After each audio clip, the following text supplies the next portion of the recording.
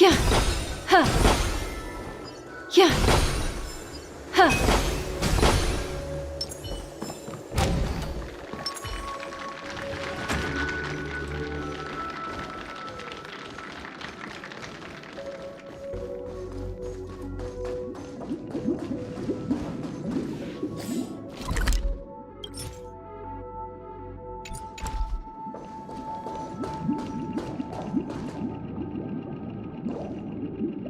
Does that mean he wants to fight us during the Charmony Festival? I'm afraid so. This is weird. Aren't Arc villains usually plotting some dirty conspiracy in the end? But he actually said something like, "In all fairness." Could it be that he's underestimating us? Well, in my opinion, Sunday is deeply committed to his own philosophy and genuinely wants to prove that the Order is right. I sensed a strong conviction and a desire for dominance in him. Maybe he won't accept the outcome unless he wins fair and square. That's why he'll give it his all in the upcoming battle.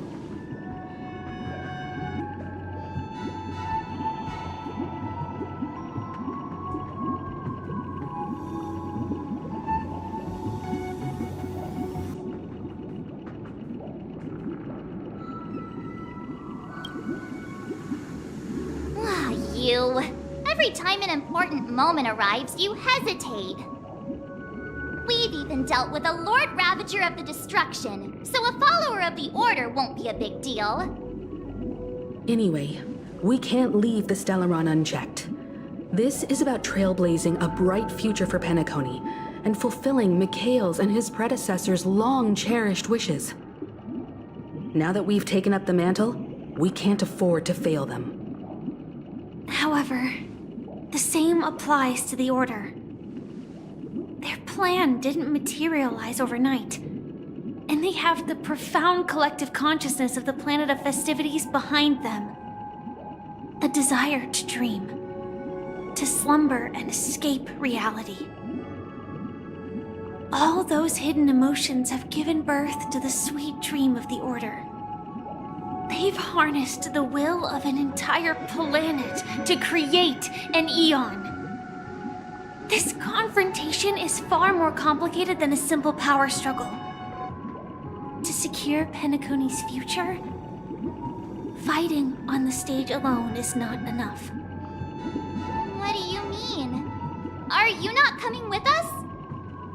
I believe Firefly is trying to say that she's heading off to another battle.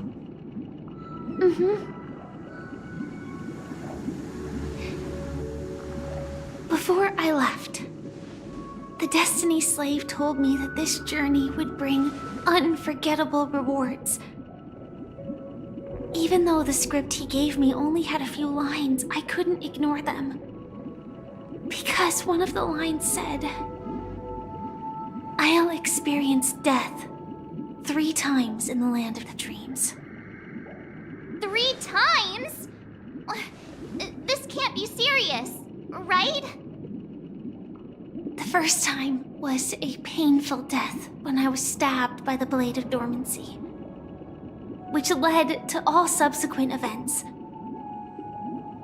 The script will always come true, but in a way that will only be revealed when that page is turned. So now I've understood the meaning of my second death. And I am prepared to face it. If all goes well, my efforts will provide crucial support for you. Only by achieving victory in this battle can we secure a future for Penacony. And only then, my third and final death won't come true in the most terrible form. The most terrible form? Does that mean... The true death, where everyone in Penacony loses themselves completely in the eternal sweet dream of the Order. We must do everything we can to prevent that. Have you made up your mind, Firefly? Yes. Otherwise, I wouldn't be here. Thank you again for your assistance for the Astral Express. May we meet again, in reality. Yeah. Farewell, everyone. May your trailblazing expedition never end.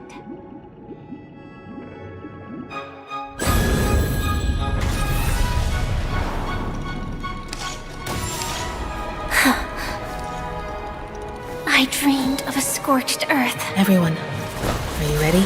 A new shoot sprouted from the earth.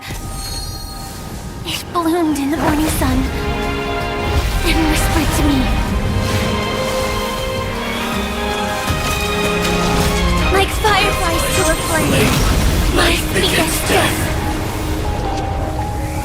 May we meet again in reality.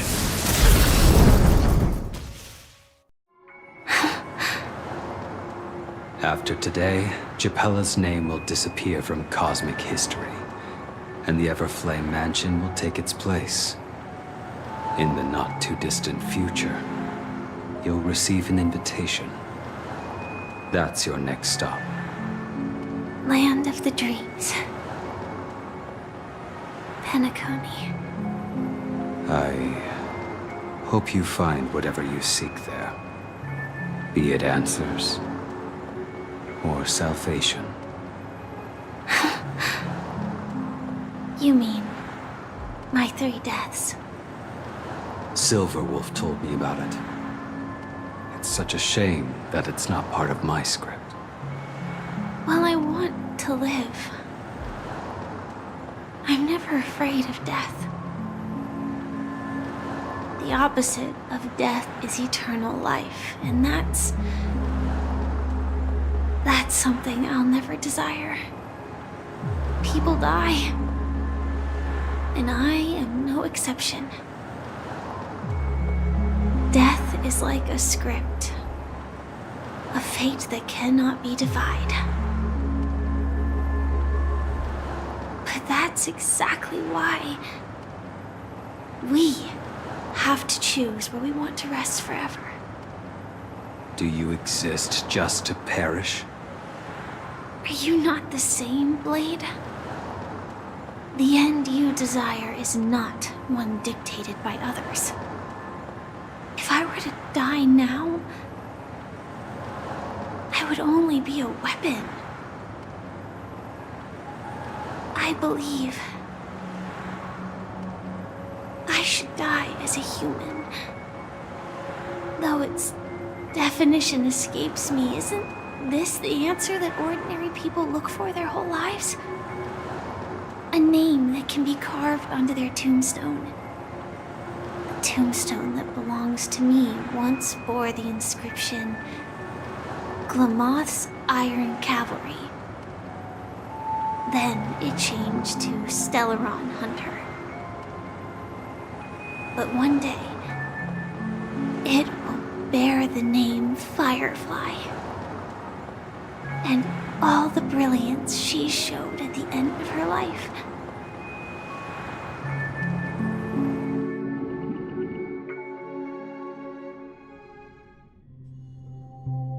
That's quite unexpected, old man. Who would have thought your crazy plan would actually work? Do all you nameless fools just act on a whim? I can sense that this false sweet dream is coming to an end. The nameless may be young, but they had the ability to achieve this goal. Just like you did in your time. It's a shame you won't be able to see it firsthand. Maybe I won't either. Once something fictional is seen through, it ceases to exist. Yeah, not just those nameless. Even Mr. Wings is just like you. Stubborn, won't listen or give up, no matter what. Well, fate is unpredictable, I guess. If we weren't bound by those cursed paths, Maybe we could have had some good talks. But in the end, we managed to do it. And now we can find solace. Remember how those idiots cursed us? They said, "Go to hell, you worthless traitors!" Well, I don't know if they really meant it, but if longing for freedom means going to hell, then I'll be joining you soon, you fool. Let's get together and have supper again in hell. Oh, I almost forgot. There's one more thing. Here's to you. A glass of hello and goodbye, Trailblazer. To the imperfect tomorrow. It's warm here, isn't it? You're lucky to have found shelter from the rain. Let alone fresh berries in this desolate place. I was just following the scent of life. It's particularly strong in a place like this. It's a shame these berries don't have much flavor. Seriously? In case you didn't know, this fruit is pretty juicy.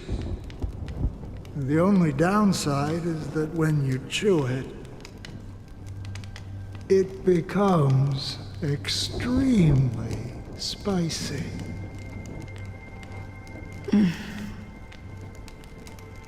Have you lost your sense of taste? I can still taste certain things, like a faint sweetness. Before coming here, I stopped by a place called Orkron. It had barren cliffs and nights lit by bonfires. Burgundy snow would fall from the sky, and when it landed on my tongue, it tasted like raspberries. The flavor wasn't exactly sweet, but it left a lasting impression. When I think back on my past, I realize that what's tying everything together isn't the big events, but rather these small yet unforgettable moments. Don't worry about it. Losing oneself is a reality that every self-annihilator must face. At least I haven't completely lost my senses and memories yet. Well, congratulations on adding another footnote to your journey. By the way, are you always alone? No, I had a companion in Orkron. She's a short, nameless girl who aspired to explore IX. She always said she'd walk a path deeper and farther than Akavilis. Quite an ambition for such a small girl. So, what happened? She became stagnant water. Well, my condolences. Condolences. I don't need them. The girl left with a smile. She never regretted her choice and most definitely wanted me to say goodbye with a smile. So, that's what I did. That's proof that you're grieving for her. Or perhaps I'm just afraid. Afraid? I rarely sense that emotion from you. What do you fear? I'm afraid I'll forget the 30 days I spent with her, just like all the other days in my life. Most of them have already washed away with the rain, disappearing into an unseen realm. I fear that those vivid red memories will fade away too. There isn't much color left, and besides this faint, warm red, there's almost nothing. Hard to imagine. A ranger accustomed to bloodshed, destruction, and chaos finding warmth in the red color. because I have experienced this warmth many times. Long ago, I promised someone that I'd bring it to more people. And that for every remaining moment of my life, I'd strive for a better ending for all. As long as this red color still lingers, I have a chance to fulfill that promise. It represents a burning fire, a blooming flower, the berries in this cave, and life itself, fleeting yet still dazzling. In the end, it will lead me beyond the horizon of existence. And on the other side, I will cut off nihility. The one blessed by the sleeping and shapeless is considering how to kill them. That's truly pure nihility. But you're right about one thing. After spending so much time near this stagnant water, only when I look at this vibrant red fire do I realize that I'm still alive. When will this rain ever stop? Perhaps when the sorrows of the departed have finally quieted down, the sky will clear up.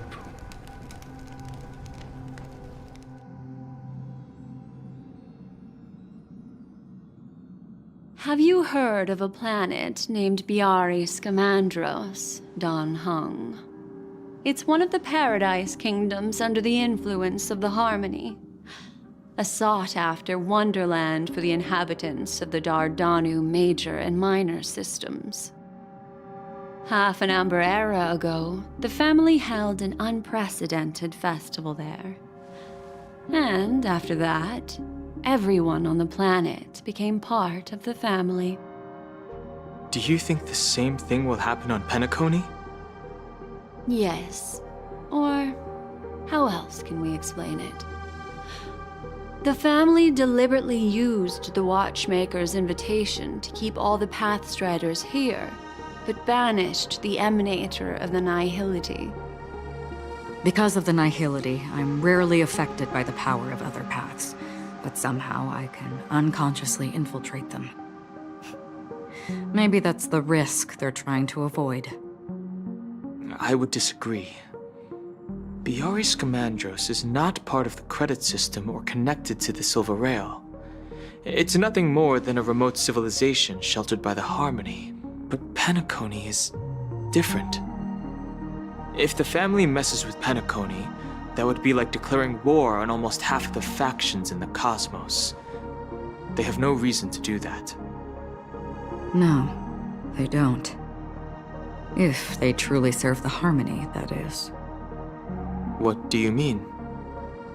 The path in Penacony is impure. The Harmony here has impurities. Do you remember the Ancient Swarm disaster?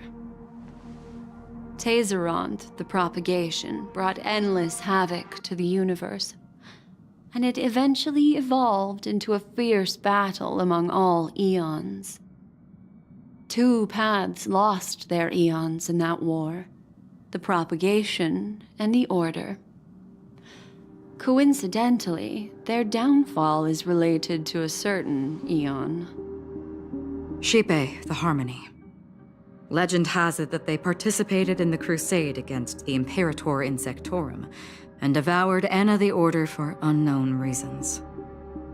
Holy forgaroni. So you're saying that the 2 leaderless paths are working behind the scenes? But I don't see any descendants of the propagation in Penacony. Could it be that the remnants of Beyond the Sky Choir are hiding within the family, trying to resurrect a fallen eon? I can't say for sure, but they're definitely planning something for the Charmony Festival. This is getting way too complicated. Is this why you want us to leave Astana right away?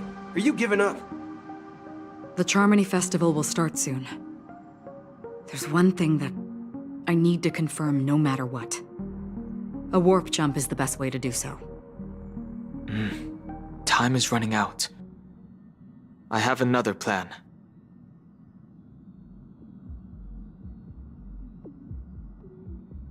Hold on.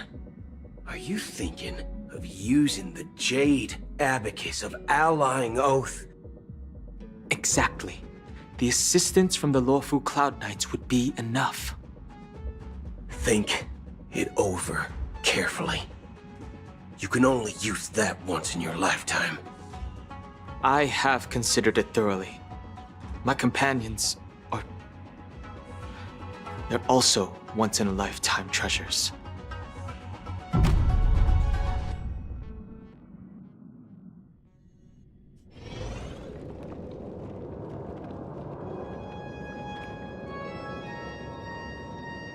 Are you the only one here, my child?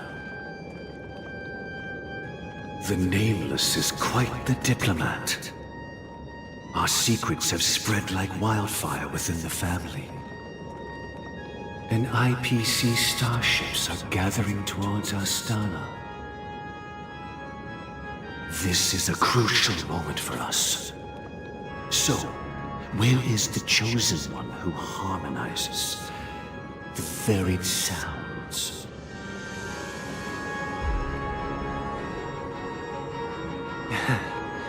What do you mean, Master? I'm right here in front of you, aren't I? You know, she was supposed to be the star of the Charmony Festival in our plan. But the plan has changed. As her brother, I know she doesn't want to sing for the Order, so I'll take her place. You've always been wise beyond your years. I'm sure you understand the consequences of your choice.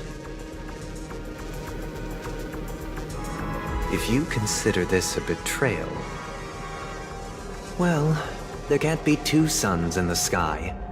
I'll step up and take down the other sun if necessary. Do you believe in karma? If karma exists, then everyone has their own karma. You have yours, and I have mine. And my karma has nothing to do with you, Mr. Gopherwood.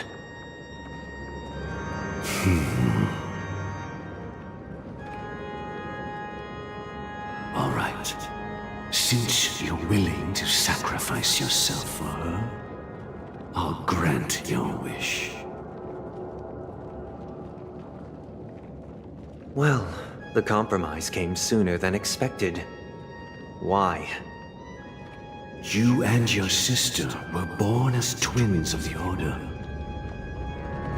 And one of you is destined to follow this path to the end.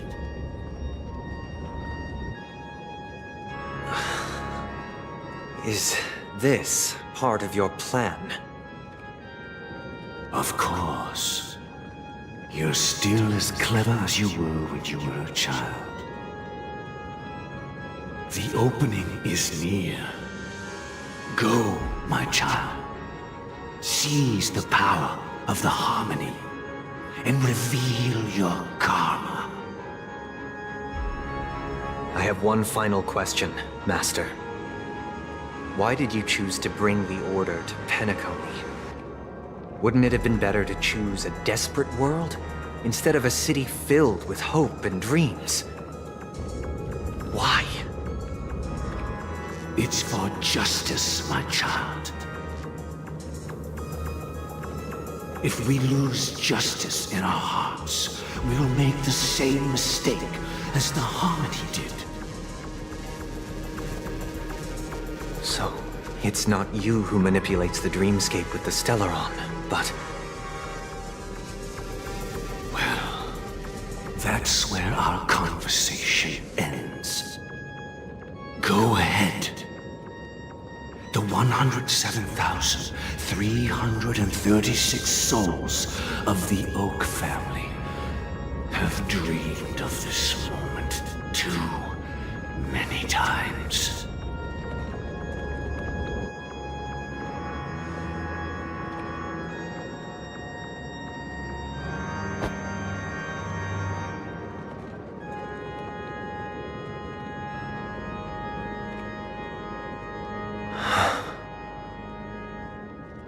I shall ascend to the heavens, becoming the scorching sun. Bathed in my light, my people shall flourish, while all evil shall be eradicated.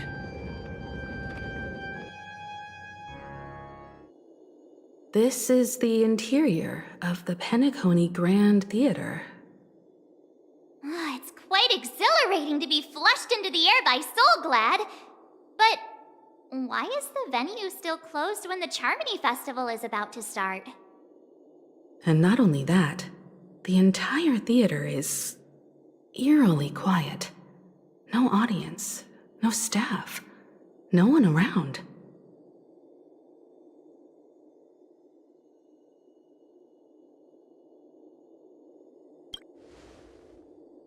Yeah, I wonder how many tickets...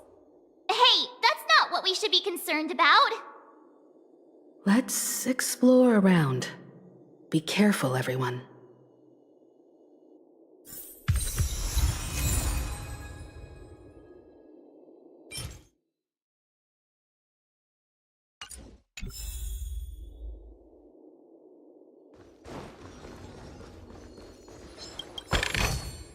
Seek, and you will find.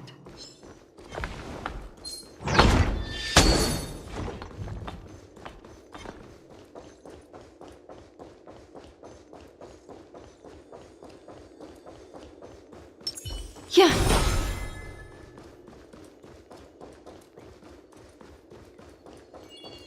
Gosh, the atmosphere here is so creepy and unsettling.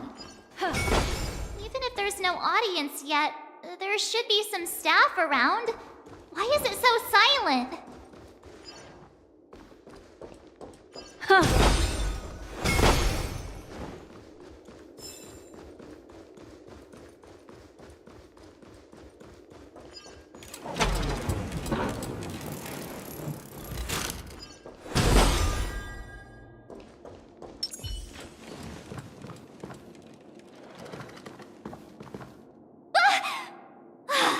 Yikes, they scared the life out of me. Why are there so many puppets at the ticket office?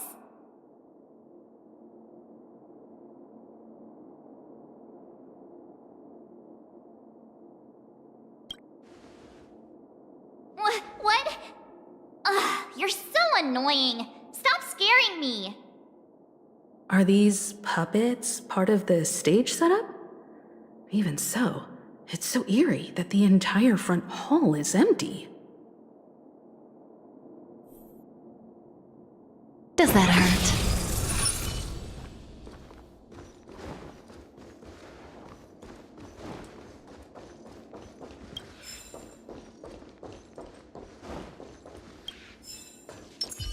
Huh.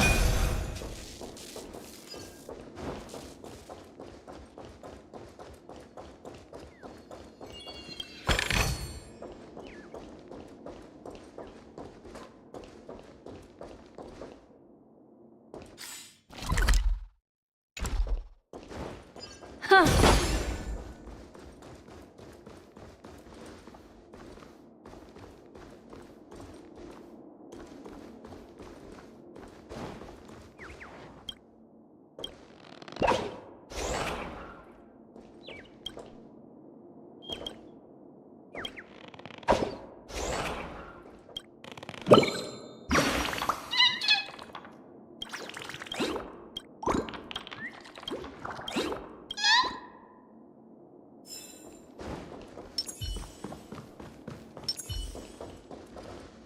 I'm seriously scared they might start moving.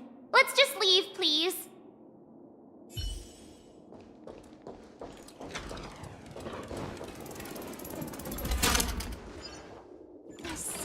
feels off. We're in the right place, right? There's no other grand theater in the dreamscape. So Sunday's messing with us? He said we'd have a final showdown on the stage, but why is there no one here?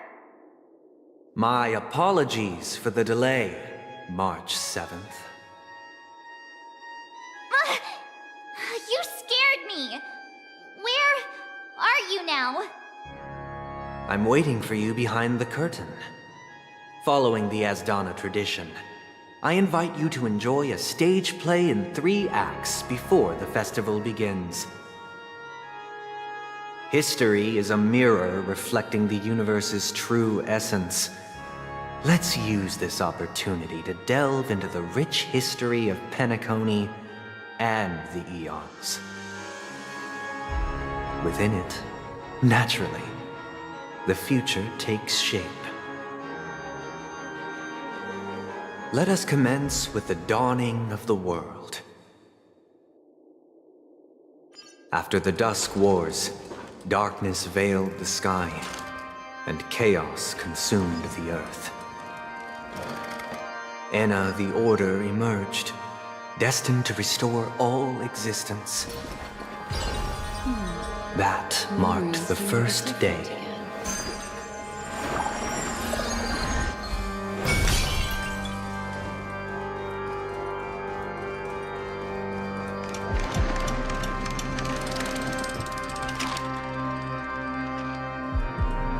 Yeah.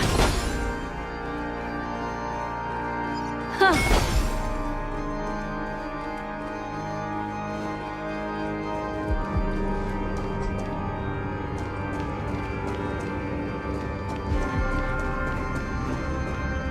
They gathered nebulae and forged them into picks, thus creating a grand lyre with black and white keys. Strike the white keys, and the sun rose. Strike the black keys, and the moon rose. And so, the cycle of day and night arose. That marked the second day.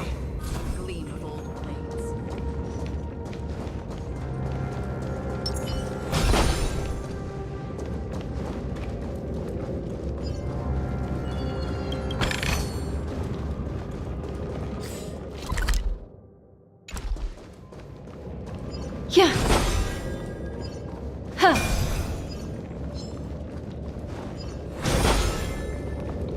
Huh. Yeah.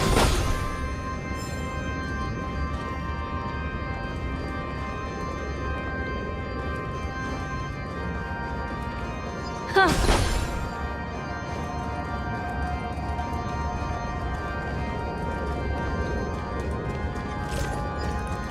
Yeah.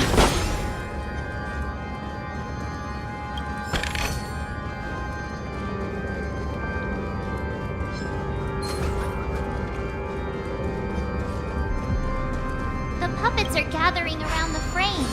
Are they expecting us to...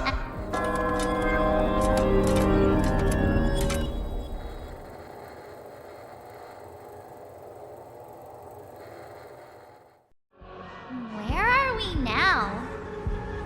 The atmosphere here looks similar to Sunday's inner world.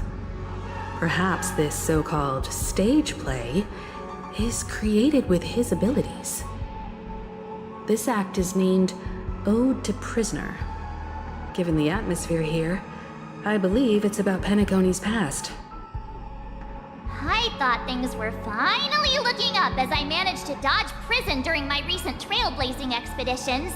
But now it looks like I'll be back behind bars again.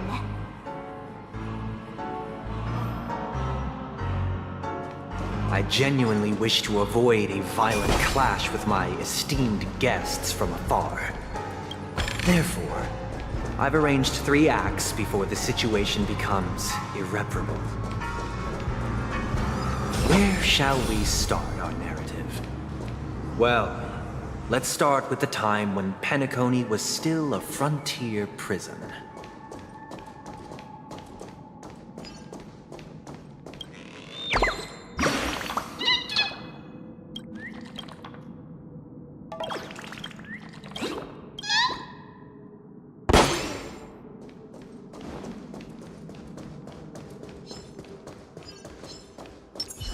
Stream forth the gleam of old blades.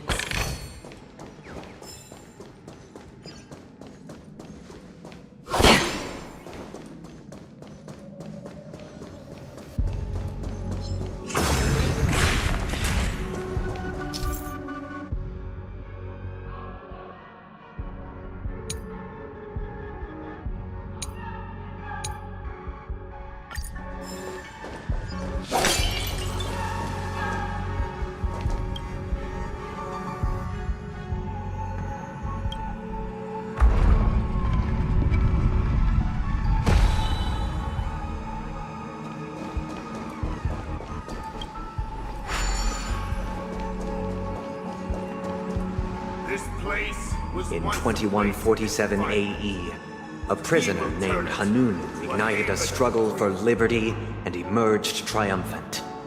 IPC referred to it as the War of the Frontier, while the Asdanians dubbed it the War of Independence.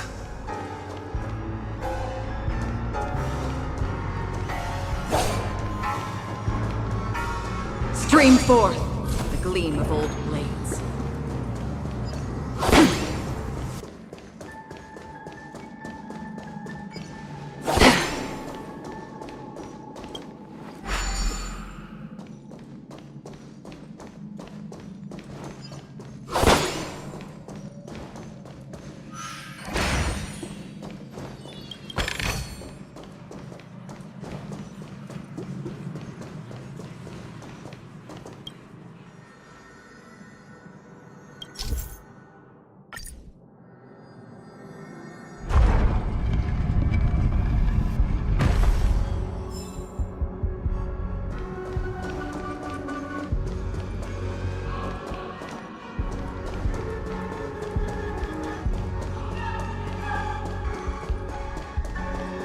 We've shattered the cages and expelled It's the true guards. that Hanunu was a legendary hero, but it must be acknowledged that while he bestowed freedom upon the prisoners, he didn't grant them true liberation.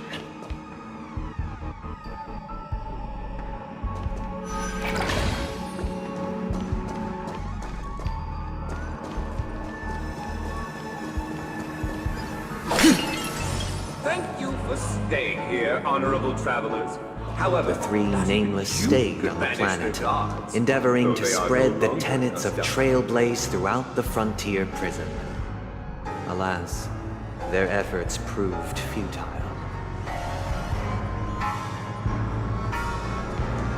Stream forth the gleam of old blades.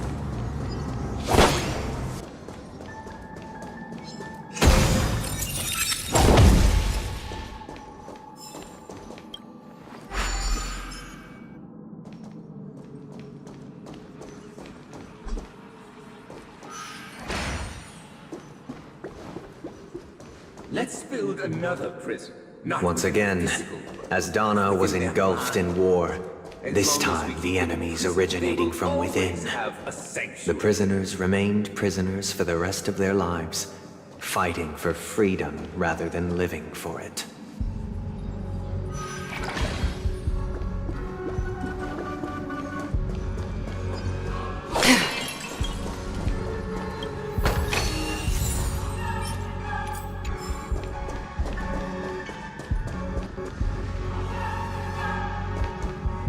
I hope you like this land of freedom on a scorched earth.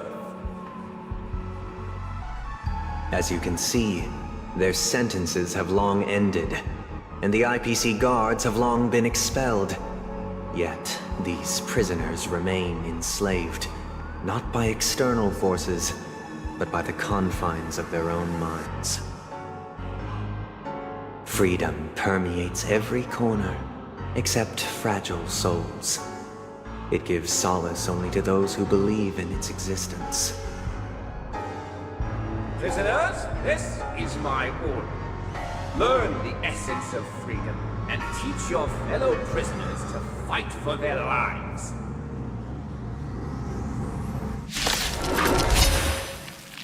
Hey! Why do we have to fight while enjoying the show? For I desire not only your enjoyment, but also your assistance in its completion. Ill fate descends! Converge and awaken!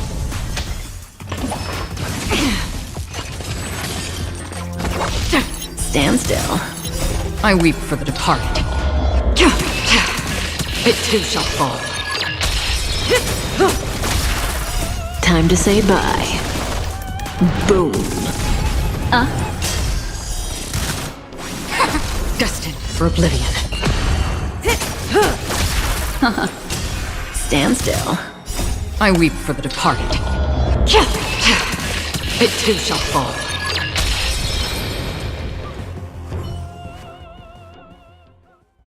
No one can restrain you anymore. You are free.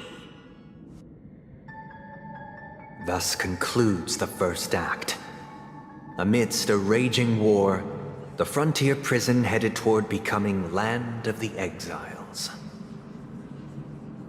This must be how Penacony was constructed.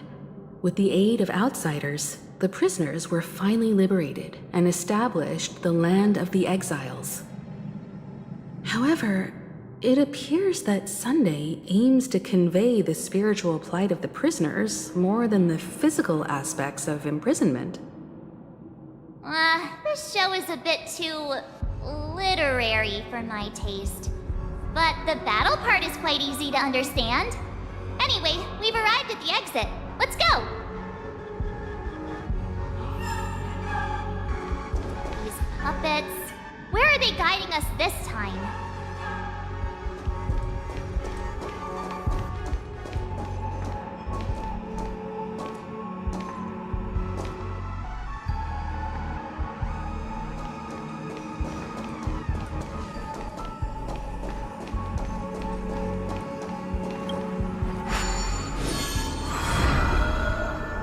They transmuted streams of stars into inked nibs, creating symbols to be pronounced and counted. They molded stardust into flowing rivers, assigning the righteous upstream and the unjust downstream. Thus, all things were marked, and the world learned to discern between good and evil. Yeah. That marked the third and fourth days.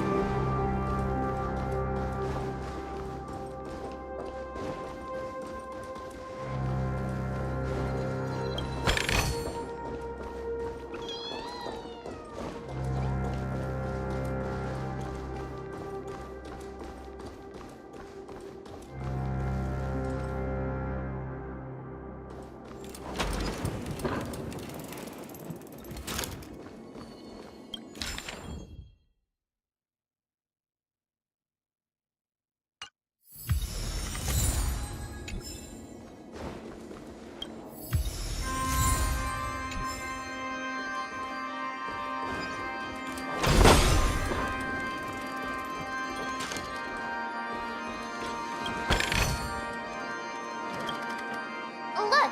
Another frame!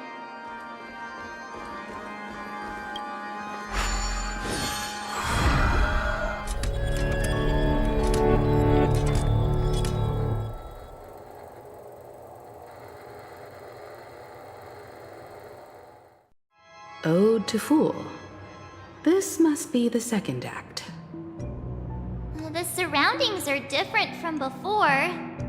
The stage decorations look a bit tidier now.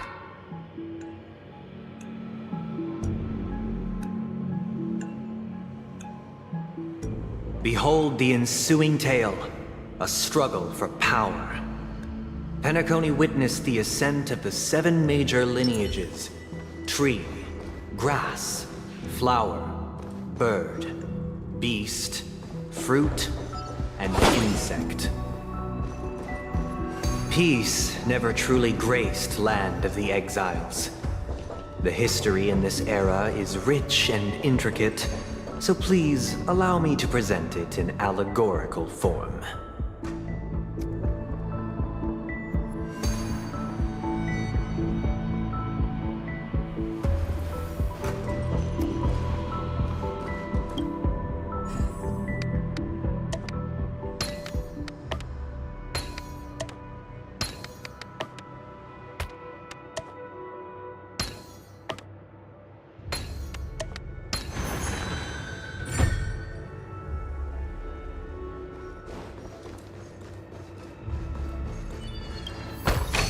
Welcome to this mansion, dear outsider. Land of the Exiles was in disarray, besieged by both internal and external perils. Though the 7 major lineages appeared united on the surface, each harbored their own ambitions, leading to ceaseless conflict.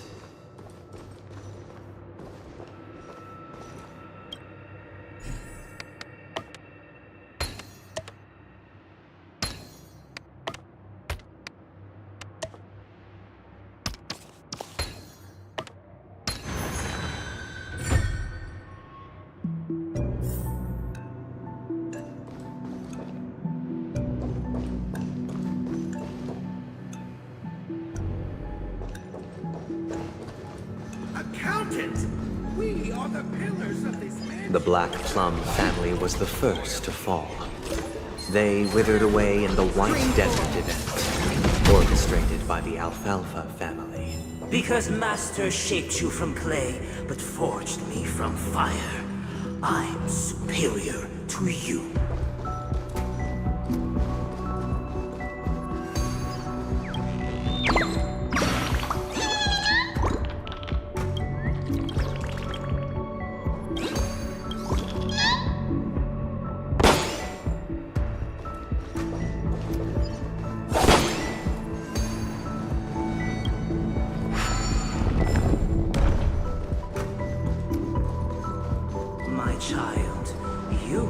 Serve the old master. The leader of the Alfalfa family sought to defect to the IPC, trading freedom for survival.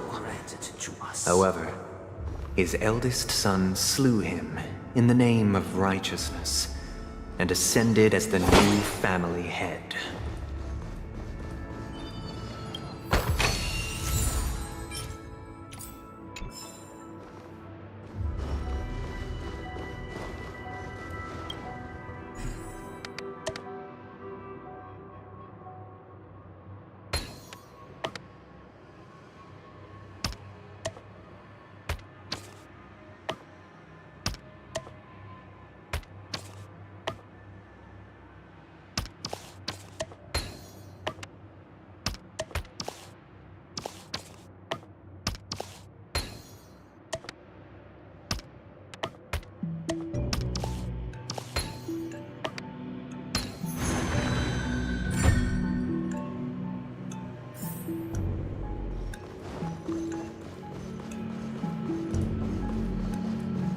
Those who dance peace are bound. The Lamp Moth family endeavored to extend the silver rail left by the Express, only to be eradicated by the remnants of the Swarm, leaving nothing in the unforgiving cosmos. Stream forth, gleam gold blades.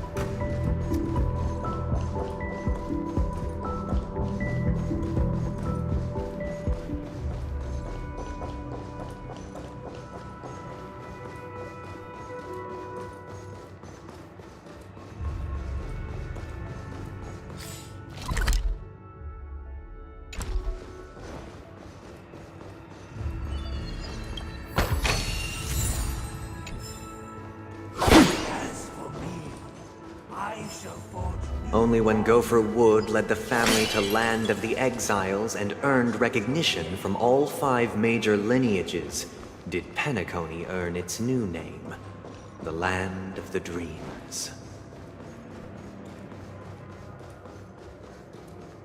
Dear outsider, I beseech your aid in purging this mansion of the poison spread by the lurking instigators. You want us to help you? What do you need? I wish they could regain their reason and cast away the shackles of hypocrisy. This is the second act. Looks like it's about Penacony's journey to becoming the Land of the Dreams, during which the family plays a crucial role. But this new master seems like a bad guy to me, don't you think? Perhaps this is the truth Sunday is trying to express, if you read between the lines. The Harmony changed Penacony just as the guards once did. Looks like we've gotta help those guys kneeling down over there calm down a bit, right?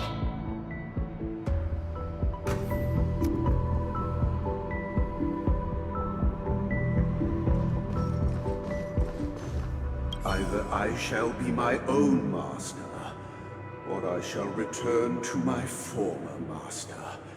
I shall not submit to a new master under any circumstances.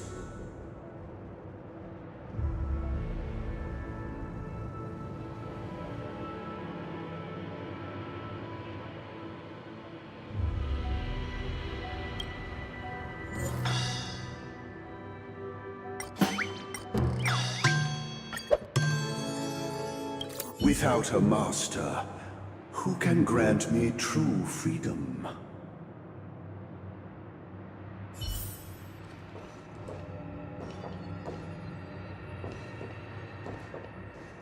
Master is no longer here. I thought I'd be free, but I'm not. Now, without my master's command, I'll have to seek guidance from the blind.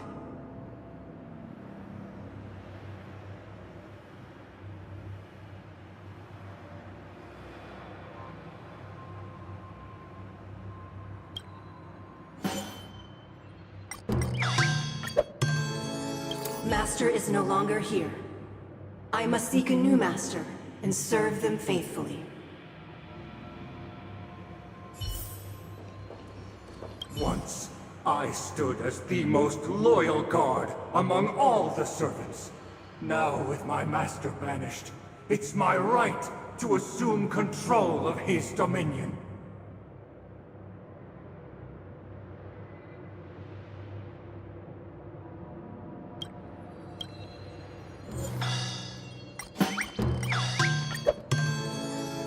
My former master has long departed.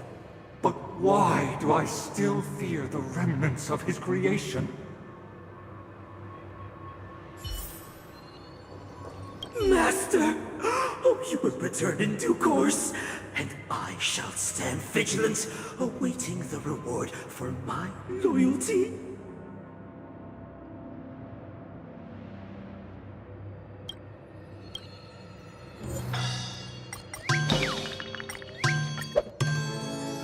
Master, now that you have gone, I shall wait no longer for my reward. I shall seize what is rightfully mine.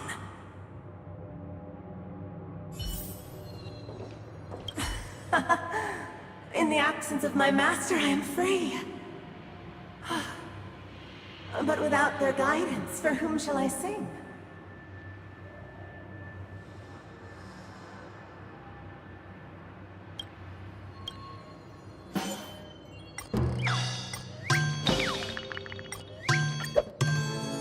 I shall sing for my new master, just as their noble voice once resonated throughout the cosmos.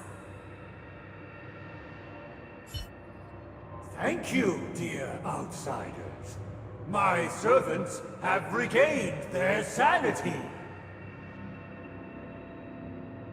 me, one and all. Your former master shall not return.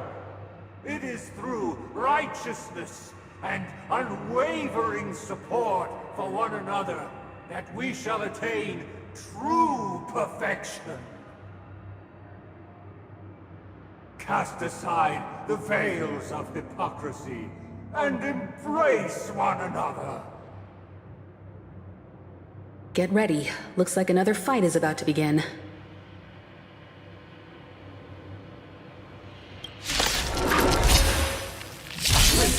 Just know that it's all of us done. The sky trembles, and the earth teeters on the brink of collapse. At the edge of the silver universe, the first buds sprout under the rising sun.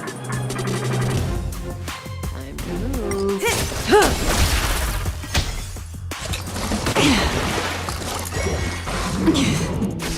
Ill tidings manifest. Converge and awaken! Human creations!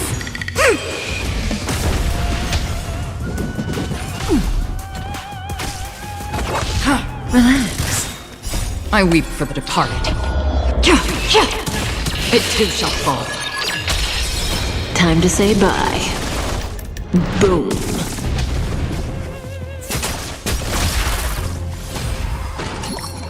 Mind your manners. Stand still. Beneath the waters lies an endless abyss! On the still waters of oblivion.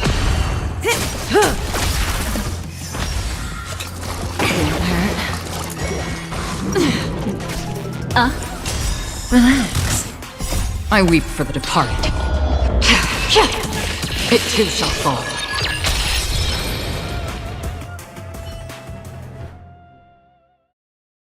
Alas, they remain but slaves till the very end, with the illusion of freedom. Thus concludes the second act. Amidst an illusory harmony, Land of the Exiles charted its course toward becoming the planet of festivities. This is how Penacony fell under the family's control. Since the arrival of the Harmony, the Land of the Exiles has undergone dramatic changes, not all of which have proven beneficial. This guy really loves dramatic scenes. Bet he comes from a whole lineage of stage performers.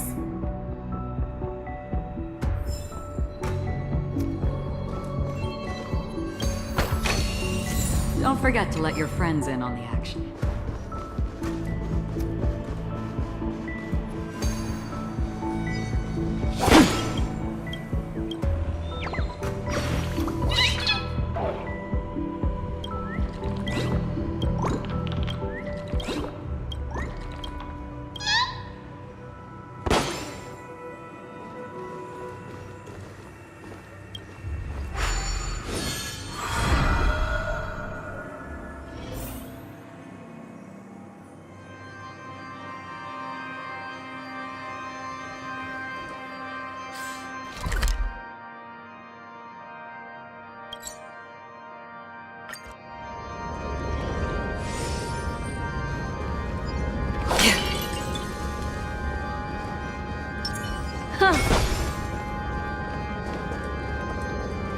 Yeah. Huh.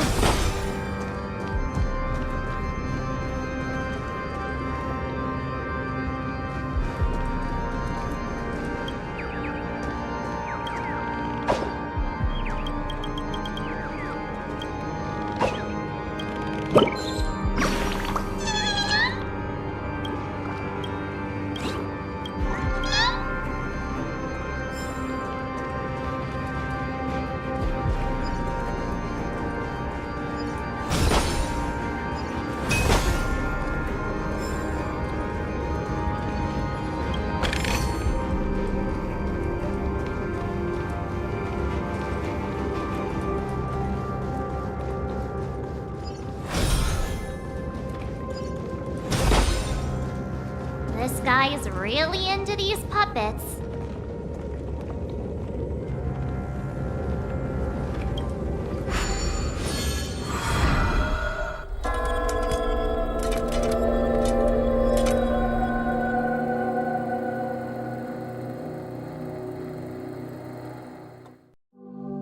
I get it now.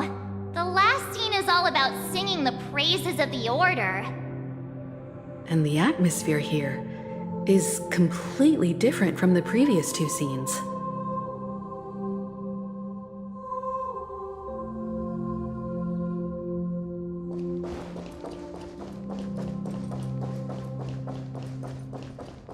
This is the concluding act of this play.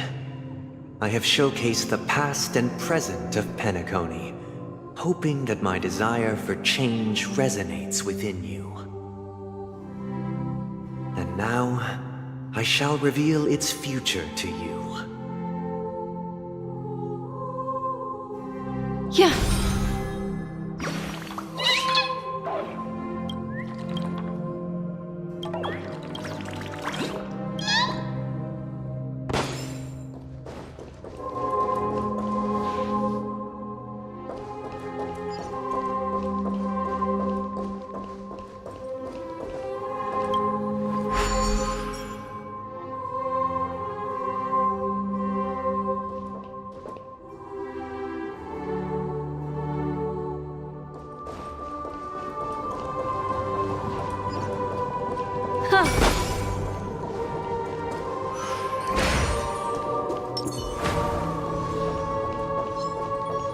Stream forth, the gleam of old blades.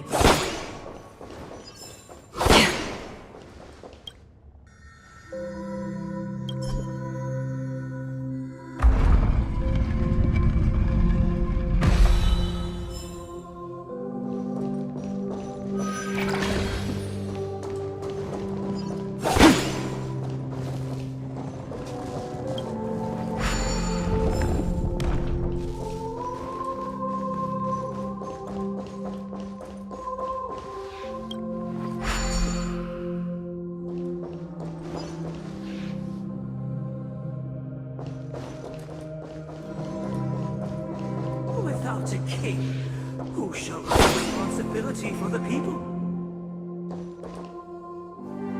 If the people lack foresight, we will make choices on their behalf and bear the responsibility.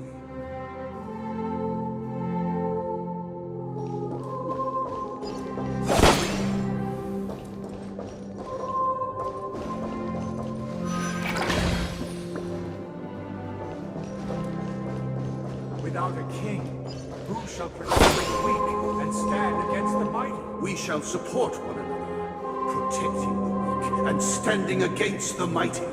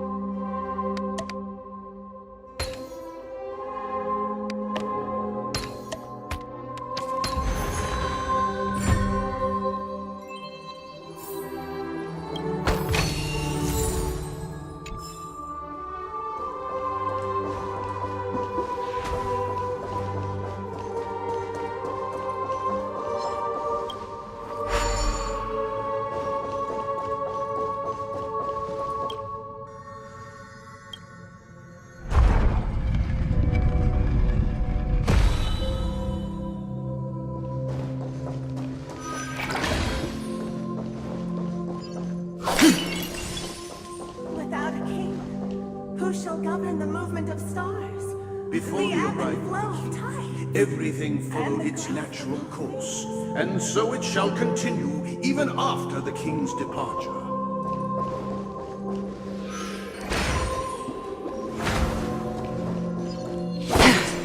After the king's departure, We no longer have need for a king, for we have become kings of all things.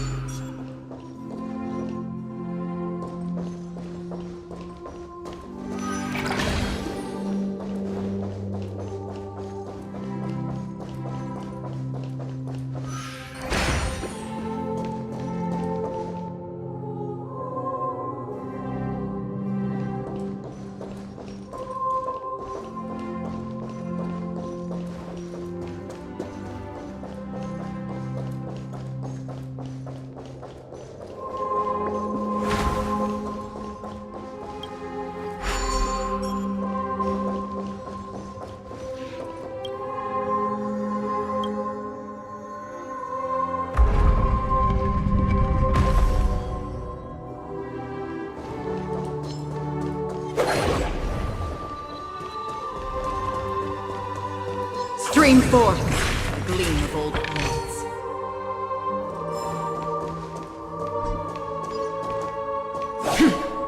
Yeah.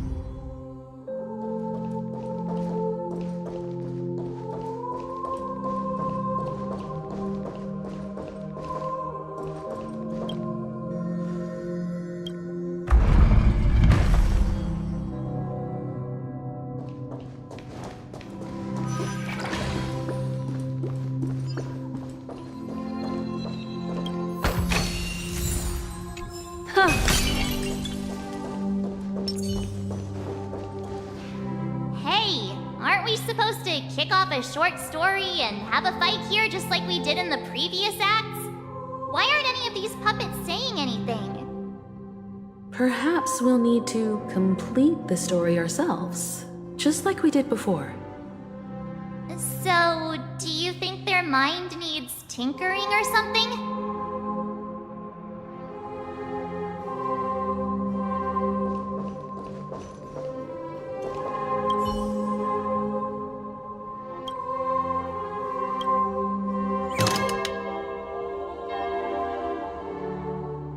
farewell, former king. We no longer have need for a king, for we... How did it go? You can't change them? What does that mean? My apologies for my negligence. I forgot to inform you that the final part was scripted long ago. Let our previous king recount it to you. Now it is time for the final rite. Prepare for battle. Looks like we'll have to fight again. Descending from the infinite spiral staircase, I traverse towards the future with measured steps. No need to remember me or seek my existence, for the contours of my mind shall intersect with other experiences.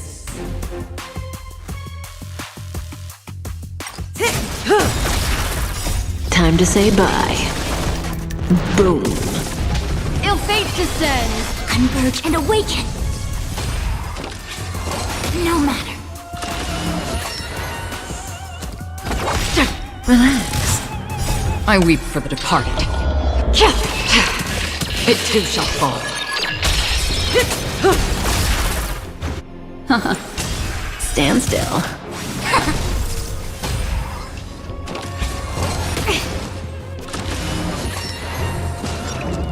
Still waters of oblivion. Relax. I weep for the departed. It too shall fall.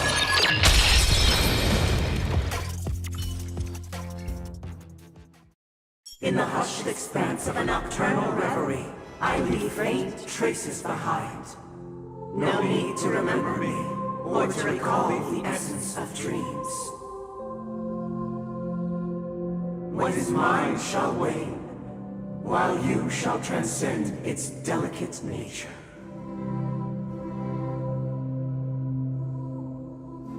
This is the final scene. It's much more straightforward. He wants to expel the Harmony and establish an empire based on the Order. Let's go. Once this stage play concludes, it'll be time for the main event, the Charmony Festival.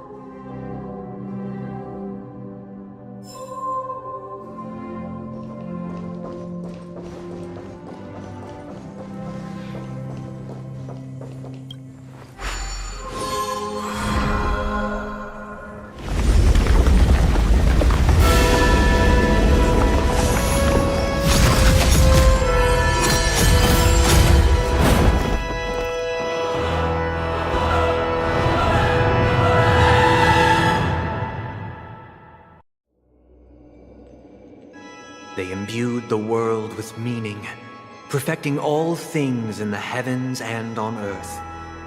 Then, they rested from the labors of creation. Yet, all beings cried out to Enna. Under the banner of the Order, you have defined all things in the cosmos. But this made us realize that we are but puppets in your hands.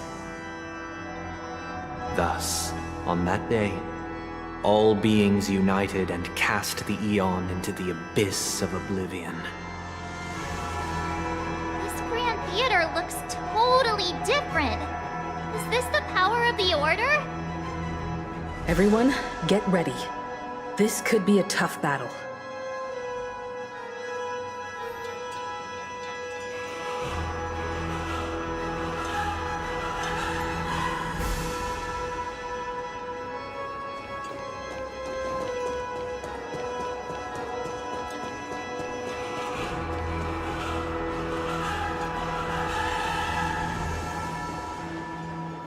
That marked the seventh day. Cheers and chants reverberated in the air. The stars shine bright. Praise the Great One.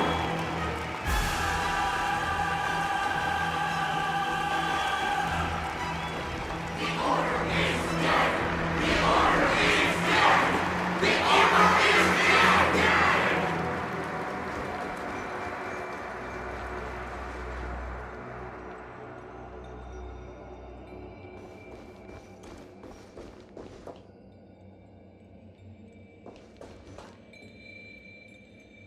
Look, there he is!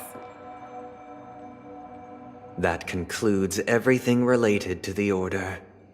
What are your reflections on this, my dear guests? Nevertheless, this is but a trivial blip in the annals of galactic history. What truly matters is the course this river shall take in the days to come. You've arrived at the perfect moment.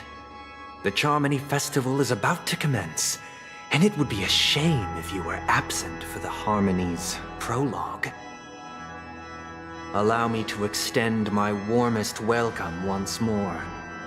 Welcome to Penacony Theater, the very core of the Sweet Dream, the abode of the Stellaron, the grand stage of the Charmony Festival,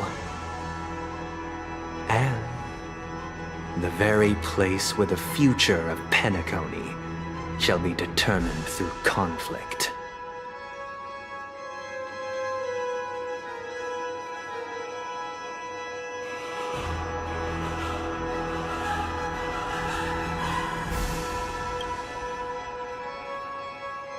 It hides behind the curtain. Or rather, it is the theater itself. However, if you want to see it, you must display faith equal to its immense power. True goodness can only be achieved through faith. Allow me to point out that falling into a permanent slumber is not happiness. especially when those people are driven by someone else's will in their sleep. Do you still believe that the Order only seeks to control the universe as their puppet, Himeko? No matter how perfect your vision of paradise may be, a cage remains a cage. People will never achieve true happiness in a world like that. They would just be toys for the Eon. It seems you have misunderstood my intentions. Allow me to clarify. My desire is not to resurrect a fallen Eon, or become one myself. My sole objective is to create a paradise free from Eons, where the Order ensures the dignity and happiness of all humanity. A paradise exclusive to us human beings. That's not the case. If people are to live with dignity, there must be nothing and no one above them. In your so-called paradise, you would be the one reigning supreme. Looks like we won't be able to convince each other. Now that our conflict has been destined, let's unveil our paths and reveal to the universe the true path. However, before the prelude to the future begins, please take a moment to ponder the questions I've posed. Is darkness equal to daylight? Are sinners equal to the righteous? If you are born weak, which god should you turn to for solace?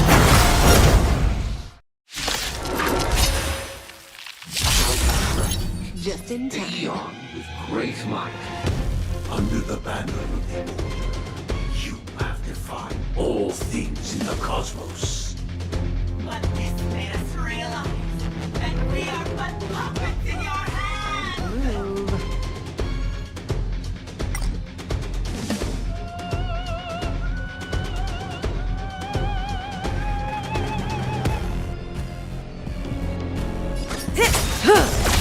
What do you want to know? Ill fate descends! Good times never last. Time to say bye. Boom. Memories are beneath the waters lies an endless abyss! I weep for the departed.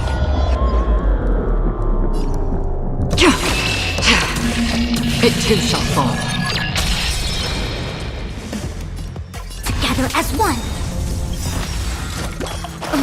All things human creations.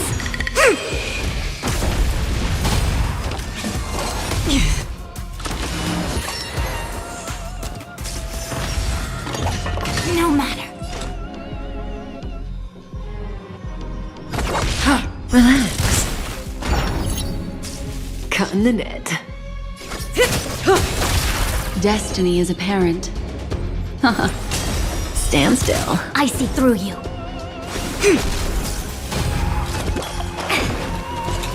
They hurt. Another journey begins. Destined for oblivion. May as well kill them all.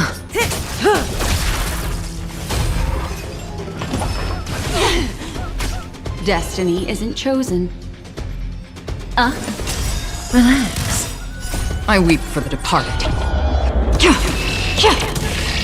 It too shall fall.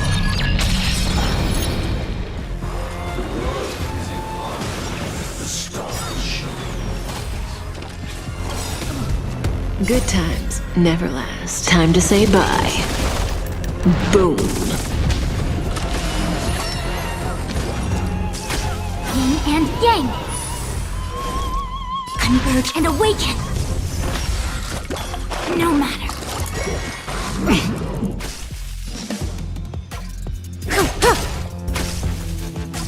A quick divination. Stand still. Free will, or was it fate? All things human creations. On still waters of oblivion.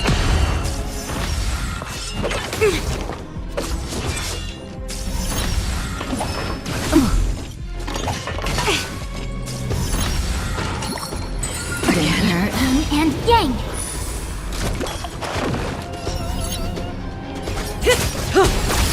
Destiny is apparent.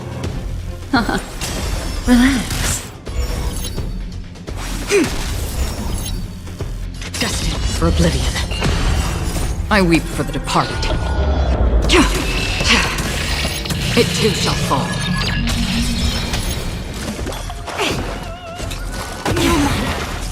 Cut in the net.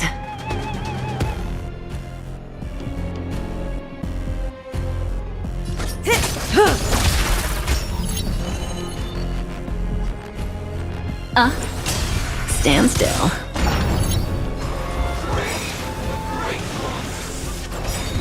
Good times never last. Time to say bye.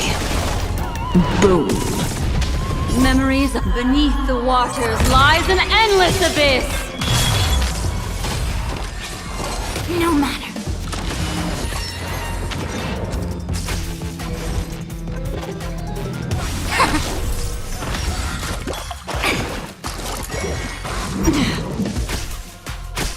Another journey begins.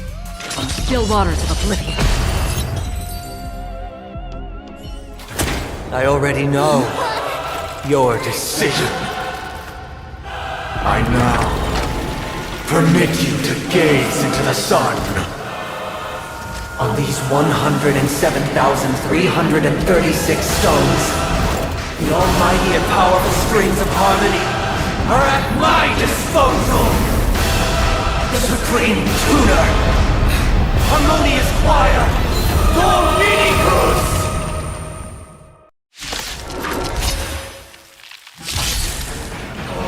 Lost souls, come and meet your master! The embodiment of the harmony? So the true purpose of the Charmony Festival is to usurp it?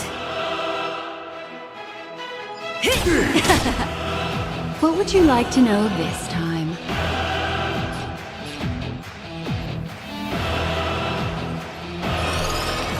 The seal of ill fate descends.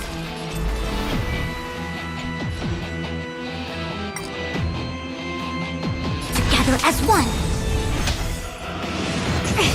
Free will, or was it fate? Destiny for oblivion. All things in this world, human creations. No matter. Why is it perceptive as you are? Answer me this. Why could the harmony and the order merge into one? I weep for the departed. It too shall fall. Feeling like there's another world in front of my eyes. It's the power of tuning. Don't let the song distract you. Stand still. Discord! Because neither side could tolerate discord. Another journey begins. On the still waters of oblivion. Again, destiny isn't chosen.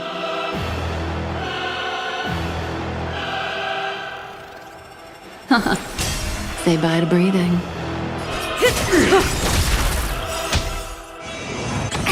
Good times. Time to say bye. Boom. Disorderly noise!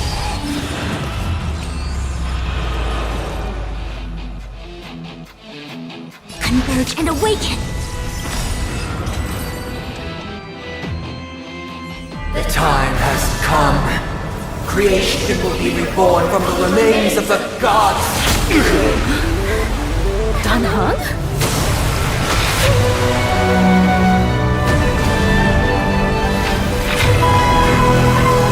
Radiant spirits, heed my word. Show no mercy!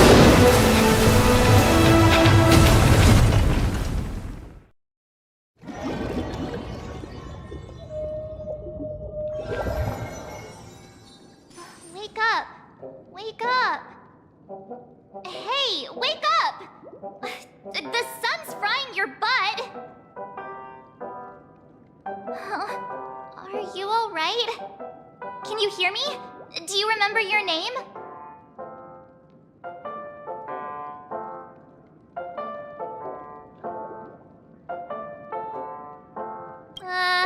Kind of. It was General Jing Yuan who helped us shoot it down. In any case, since you remember what happened just now, well, that's put my mind at ease.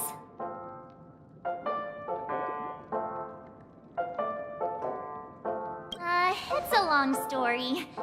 Simply put, Don Hung used the Jade Abacus of Allying Oath when we were in the middle of a fierce battle and summoned the General to help us just in time.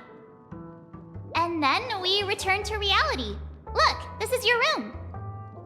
Everyone else has also returned from the dreamscape. Himeko and the rest are at the lobby discussing matters with the General. And now that you're awake, we should tell the crew that you're all right. Come with me.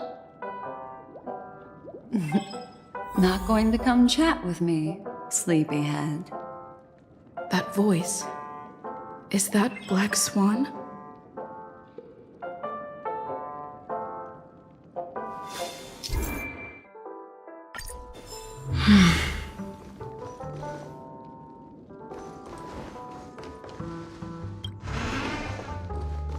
Hey, where are you going?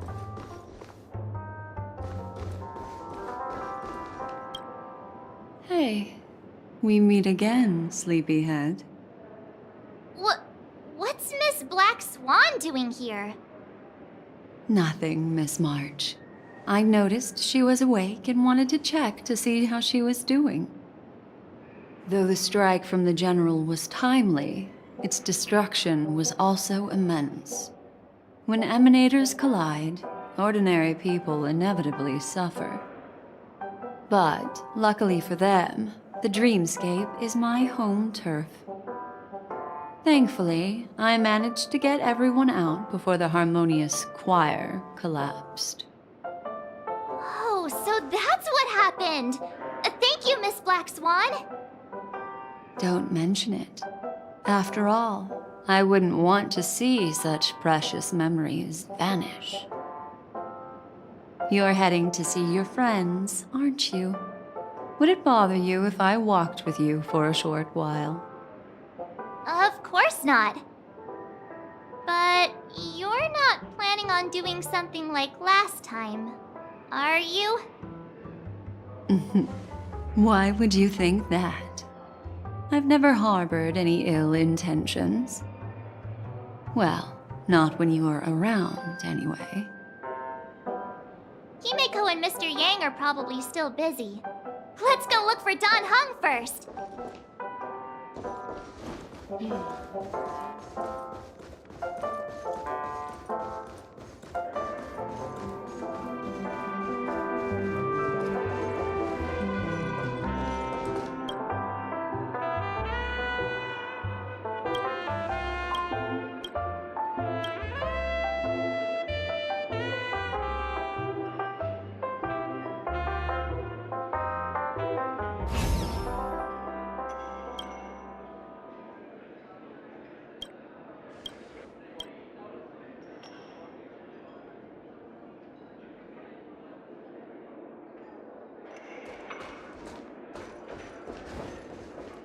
Look, he's still talking to that cowboy. Glad option.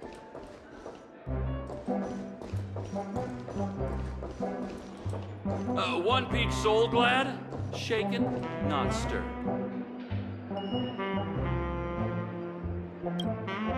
You're awake. How do you feel? Well, fork me. You must be that Stellaron they were talking about.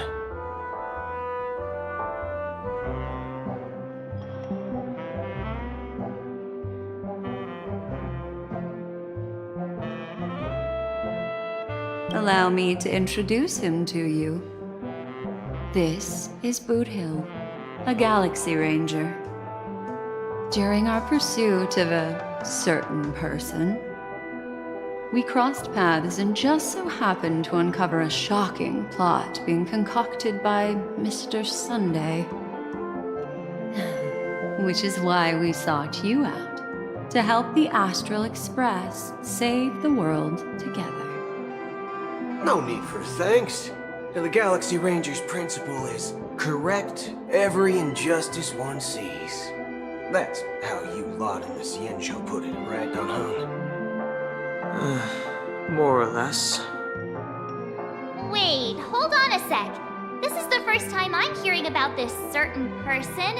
Who are you chasing? And why would that lead you to the Express? Good question. It's, who was it again? Don Hung. Do you remember?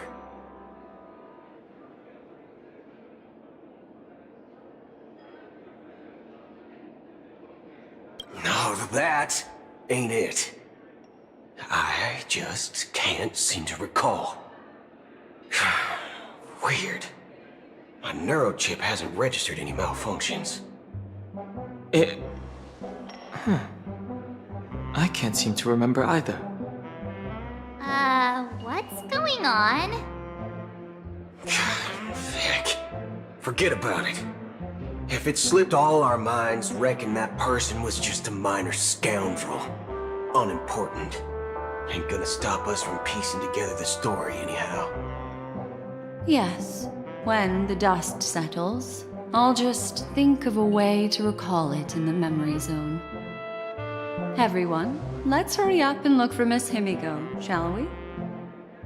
She's now a minor star on Penacony, and the entire hotel's concerned about her well-being. You're right. Let's head to the lobby then.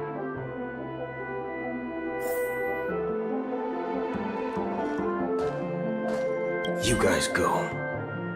I'm an outsider, after all. I'd rather not disrupt the long-awaited reunion.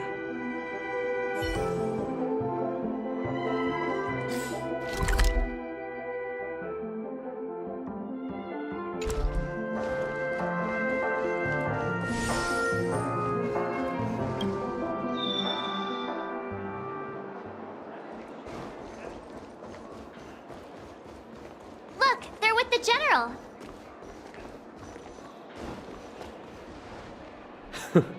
That's all right. In these times of conflict for the sake of utmost safety, it is only right that the Alliance steps forward to mediate on behalf of the Astral Express. We must not allow you to take unnecessary risks.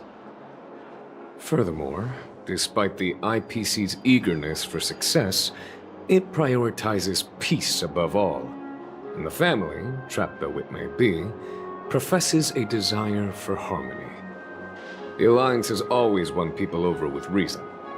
I firmly believe both parties can indeed put aside their differences and come to a peaceful agreement. The General possesses a deep understanding of the greater good. With the Xianzhou Alliance mediating, peace for Penacony is within reach. You flatter me. But ultimately, it's been all down to the Express. Without your efforts, this sweet dream paradise would have been claimed by the last remnants of order before there was even a shot at peace. Well, would you look at that? Here comes the big hero.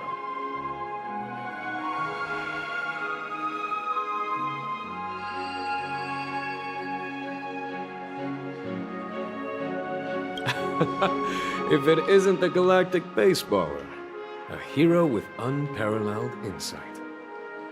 Are you okay? I heard you couldn't wake up. Are you feeling unwell? Don't worry, Mr. Yang. There's nothing wrong with her. She practically burned through a lifetime's worth of jokes on the way here. What about you, Mr. Yang? I heard that even Miss Robin wasn't spared. And that guy locked you both up. It's a long story. But at least Mr. Sunday took it easy on us. He used an ability called tuning to connect our consciousnesses with his. In other words, he imprisoned us within his consciousness. Thanks to General Jing Yuan's destruction of the Harmonious Choir, we were able to escape. He used that tuning on us too. Does that mean that we were almost imprisoned as well? I can confidently say now, He was truly after a fair fight with us. Had he wanted, he could have easily taken us down, without so much as lifting a finger. Speaking of the Oak family head, where is he now? It's complicated, but in a nutshell, he's now the former Oak family head. The IPC has named him the key figure in the family's Penacony split, citing a threat to cosmic peace. He must represent the family and answer for the unrest caused. His trial is set to take place at Pier Point. The family quickly labeled him and the remnants of the Order as enemies, declaring the turmoil an internal rebellion. This move effectively barred the IPC from intervening in family affairs on both moral and rational grounds. Everyone really has their own agenda, after all. Then, what's going to happen to Miss Robin? She and Sunday won't be able to deny their involvement in the Charmony Festival. They're siblings, after all. Why the sigh, General? I can only say that this incident is an unexpected mess for the girl. The Alliance will try to persuade the family to consider this matter carefully during mediation. It's time, everyone.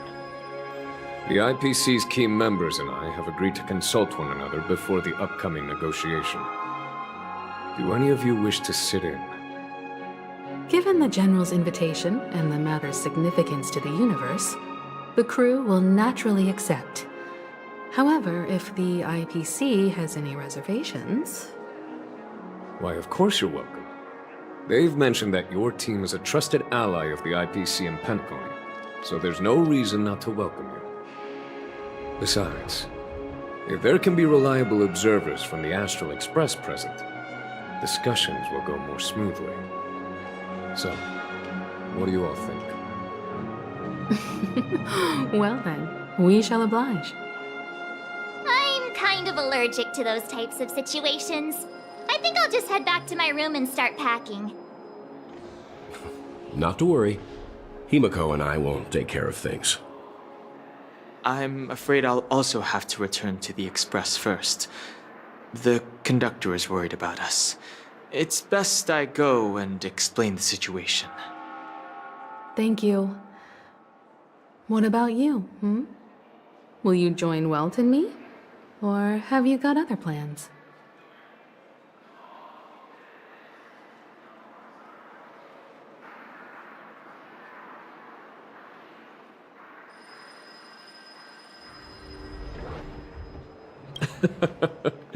Good guess.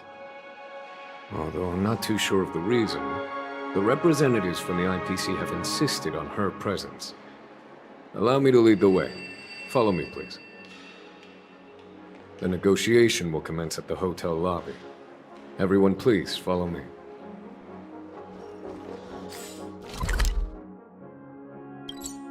Mr. Aventurine and Miss Topaz are here too. Oh, and who is that over there? The Intelligentsia Guild's Dr. Ratio. This assembly is quite something.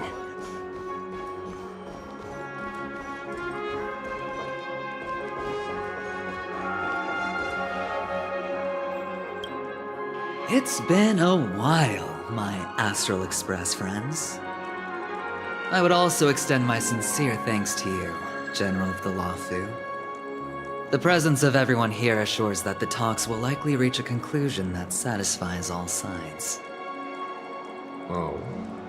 Looks like everyone has come with expectations. Care to share? Of course. Topaz, if you please. Sure, leave it to me. In summary, it's good news. After much deliberation from the Strategic Investment Department's Council, the absolute majority of members have agreed to the following resolutions. In light of long-term considerations for interastral peace, and by authority of Pierpoint HQ, the Strategic Investment Department, on behalf of the Interastral Peace Corporation, will permanently relinquish its claim on Penacony sovereignty and offer unconditional support of the family's rebuilding efforts on Penacony. Now that's something.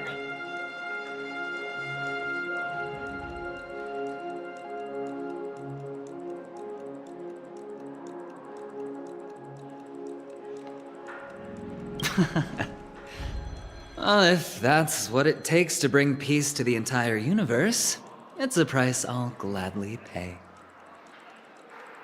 Has the IPC finished sharing all its thoughts? Then it's our turn. The Guild, much like the Genius Society, has taken a keen interest in the recent calamity in Penacony. Ultimately, both parties have agreed to a comprehensive collaboration, offering technical support for the reconstruction of Penacony. The floor is yours for the finer points, Mr. Screwlum.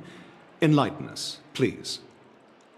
Organic life's unrelenting search to understand the realm of inner spirituality is something I both admire and envy. Inorganic life has no mechanism to evoke dreams. But when my mechanical impulses are activated, my inspiration circuits will start to operate, and I will enter a state defined as imagination. Every time, within the realm of imagination, there emerges a fire from the shadows. It is warm, bright. I frequently ponder this flame might represent the essence of intelligence. A cluster of inspiration ignited by high temperatures. The future direction of the universe may well lie within it. Alas, they are nothing but projections of my thought system to me. Desired, but unattainable. But after learning of Penacony's accomplishments, I have come to realize that the flame is not beyond my grasp. After deliberations with my partners, we have decided to defer the progress of the Simulated Universe project, and instead assist the Intelligentsia Guild as technological consultants in the research of the Dreamscape and Memory Zone, so that these assets may be better used to serve humanity.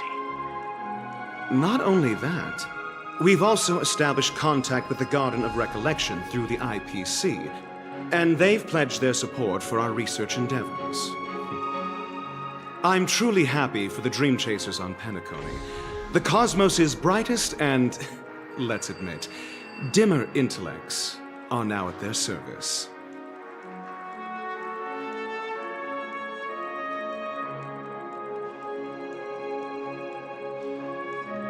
Agreed. It's hard to imagine members of the Genius Society taking an interest in such mundane research. Never mind. At the end of the day, this is a positive outcome. No wonder everyone insisted that she be there. It heartens me to learn that everyone is willing to put aside their differences for Penacony's plight. I trust that everyone will surely reach consensus in the upcoming negotiations. Looks like Penacony's future is decided. I'm wondering, is there anything else the crew is concerned about? Peace is our greatest wish. Beyond that, we desire nothing else. Well, that's good. Now that everyone's minds are at ease, I shall take my leave. You may now depart with peace of mind. The Alliance will deal with all subsequent procedures. If that's the case, it appears that we have nothing else to worry about on Penacony. Looks like it's time for us to embark on a new voyage. Sounds good to me. You two head back to the Express first. I'll pick up March and deal with the checkout procedure. Oh, also, Miss Black Swan, you have a matter to discuss with me, yes?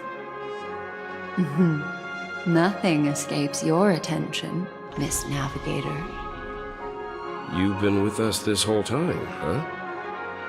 In any case, she and I will be waiting for you in March on the Express. Let's go. Our time on Penacony has come to a fruitful end. Penacony's journey ends here. I guess it was pretty fruitful.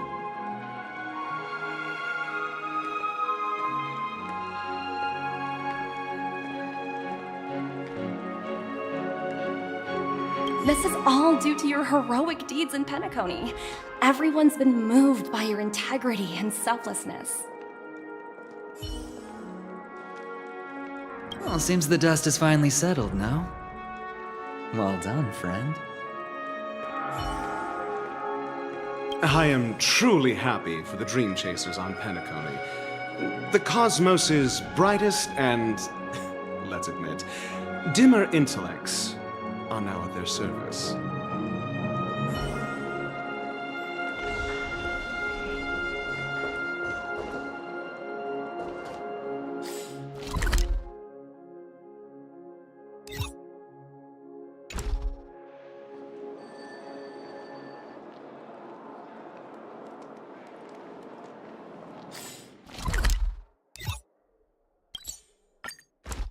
The navigation meeting is about to start.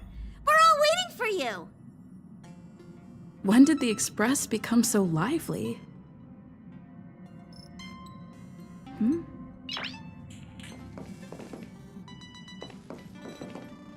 Ahem. Looks like everyone's present. Let the navigation meeting commence then. This a meeting to decide our next stop? How we doing this? By show of hands. Hold your horses, cowboy. It's for those to decide.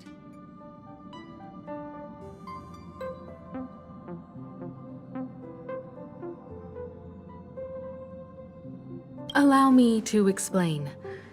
Mr. Boothill and Miss Black Swan submitted a request to temporarily travel with the Express for their own personal reasons. As you all may know, the Astral Express never declines any passenger whose heart yearns for the distant stars. Therefore, they will be traveling with us for a while until they reach their destinations. Whoa, the Express is going to be much livelier now. But, Miss Black Swan, you better not use your memo keeper abilities to pull any pranks. Understood, Miss March. I promise you, you'll never see me in your room while you're taking a break. Don't! You're freaking me out. All right. Now that everyone's met everyone, we can continue our navigation meeting. Firstly, Pom-Pom wishes to thank everyone. If it weren't for you all unearthing the truth about Penacony, Pom-Pom would have never known where Mikhail and the rest had gone.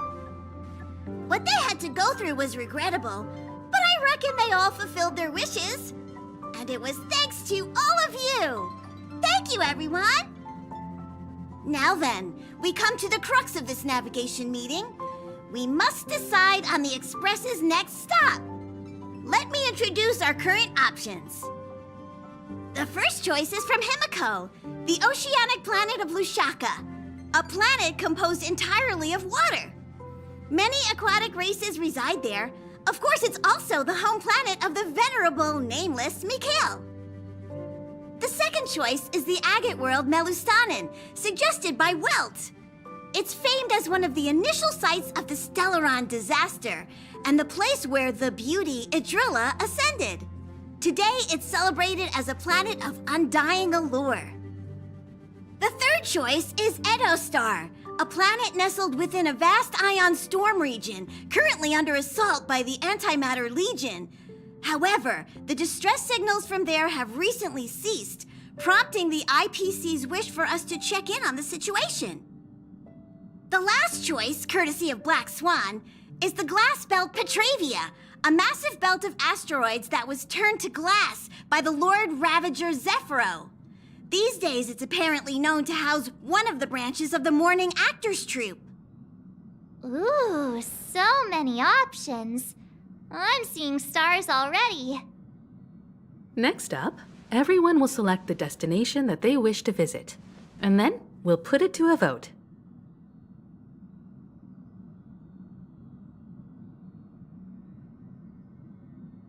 If that's the case, how about we go to Edostar first? If that planet really is in danger, then we should go help them out. March is right.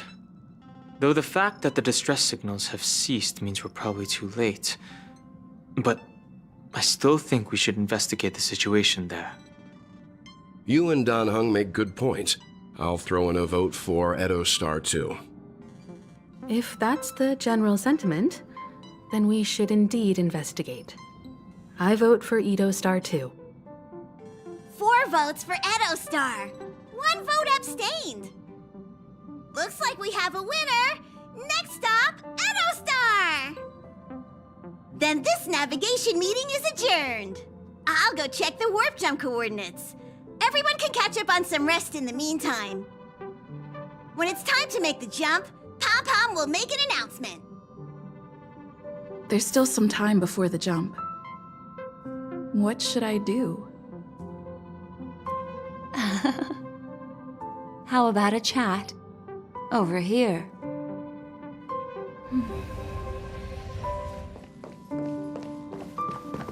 Please let this trip be uneventful. Please let this trip be uneventful. Please let this trip be uneventful.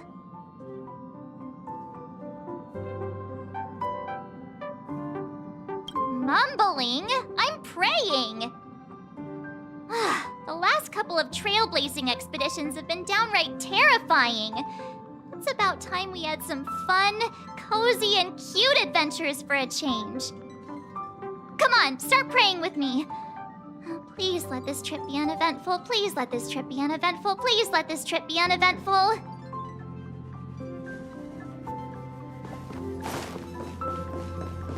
Huh.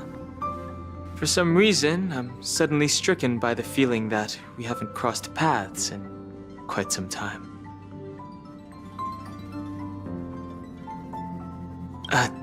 I should have known better than to expect anything serious from you.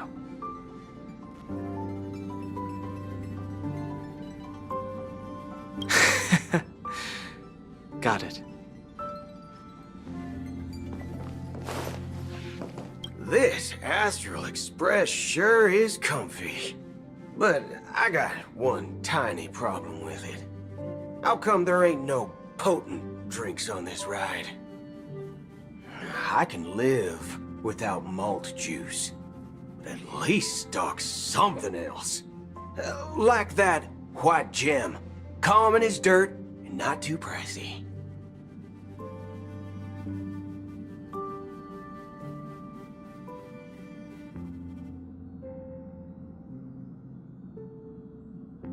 Oh, well, that's, different kind of strong. Ha! All these years out in the wild, and now I'm bunking in luxury. Gotta say, it's quite the treat. This Astral Express, You can't use that 12 years of age rule against a mighty ranger like me. Ha! All these years out in the wild, and now I'm bunking in luxury.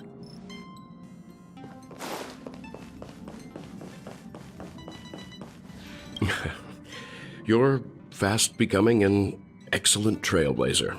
It's an honor to be able to watch you grow. Yes, you are.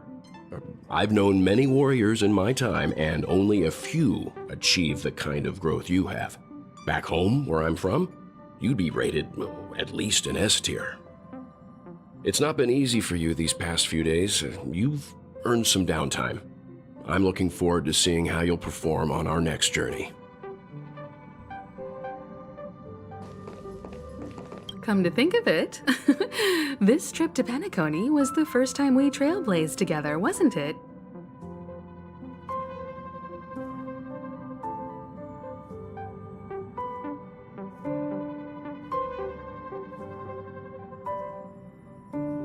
It's all right.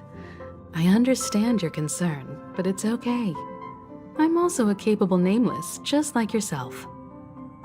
Turn in early today. You've really been pushing yourself hard recently. If you don't take this chance to recharge, it could lead to long-term problems.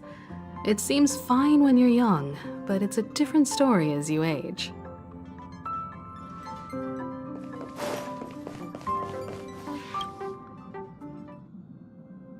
Oh, You're here. Seeing your reflection among the stars in the porthole really does seem somewhat surreal. How about it? This journey of beautiful dreams. Was it to your liking?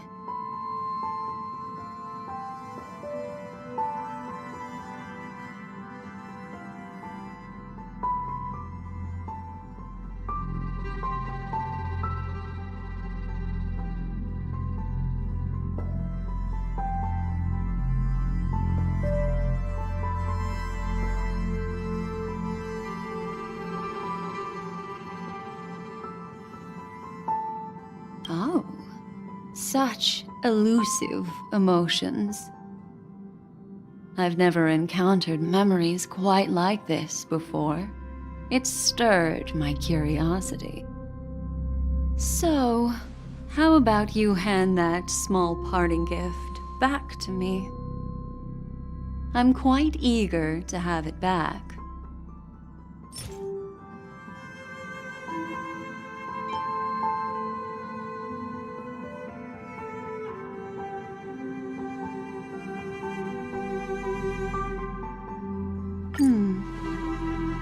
Oh?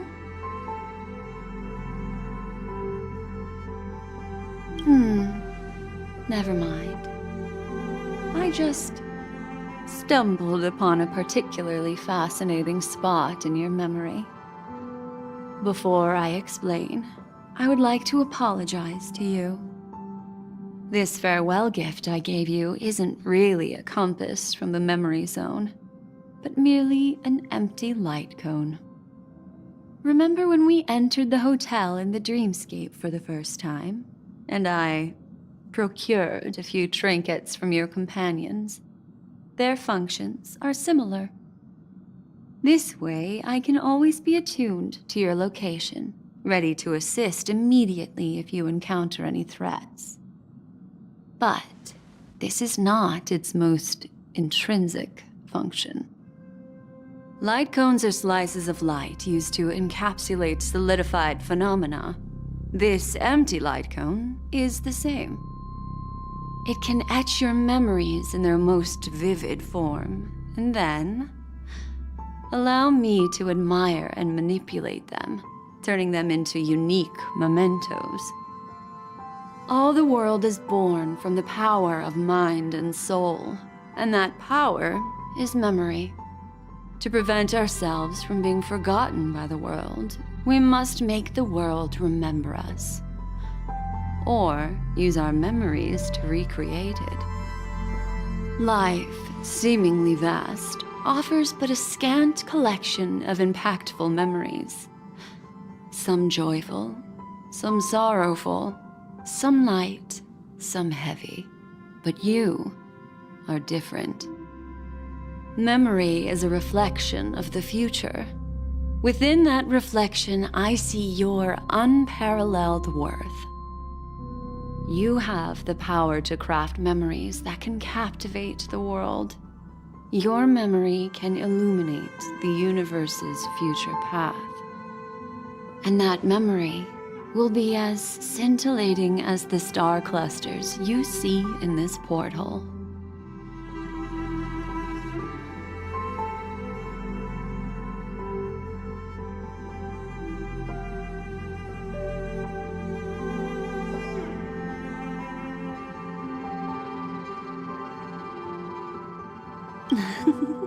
How adorable. But do you know the deeper meaning behind it? The reason is simple. In this grandiose and ostentatious dream of the families, only you personally experienced the entire course.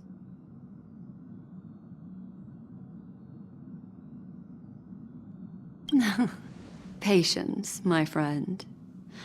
I will reveal the answer to you, but that time is not now. Turn around and take a look at your friends.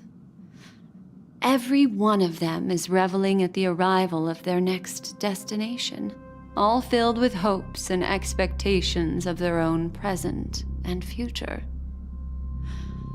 Revealing everything at this moment would be a bit of a buzzkill, wouldn't it? I'm looking for an opportune time, a time when you're totally at ease.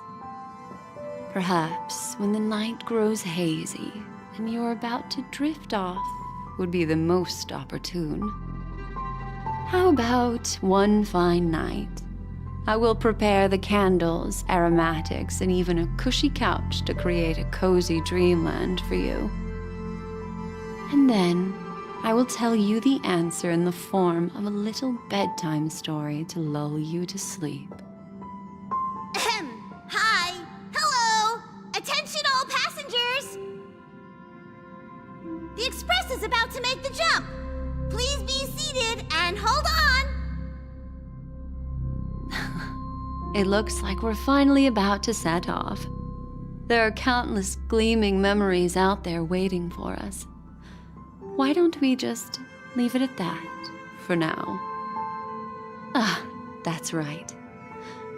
As a small token of compensation for playing that little trick on you with the empty light cone, I will gift you with some words. They hold great significance to me. Life is akin to a winding labyrinth where memories serve as our sole companions. You'll remember these words dearly, won't you? In the year 2158 of the Amber Era, the first year of the new epoch, the universe resumed its intended trajectory. The kindling of conspiracy smoldered in Penacony, the land of the dreams. Failing to erupt into a blaze, it instead flickered briefly on Klapoth's anvil, before vanishing in the blink of an eye. The dead and those fated to die remain in their eternal slumber, while the living find solace in deep sleep. All clamored in a cacophony of silence, and then went about their own ways. The cosmos emanated a vitality characteristic of a new era, all for the modest price of a brother and sister's mild grief. Babies are born as stars extinguish. The silver rail unfolds. The story of the Astral Express comes to a close, yet it also embarks anew. Time marches forward, heralding the arrival of a new chapter in the history of trailblazing expeditions.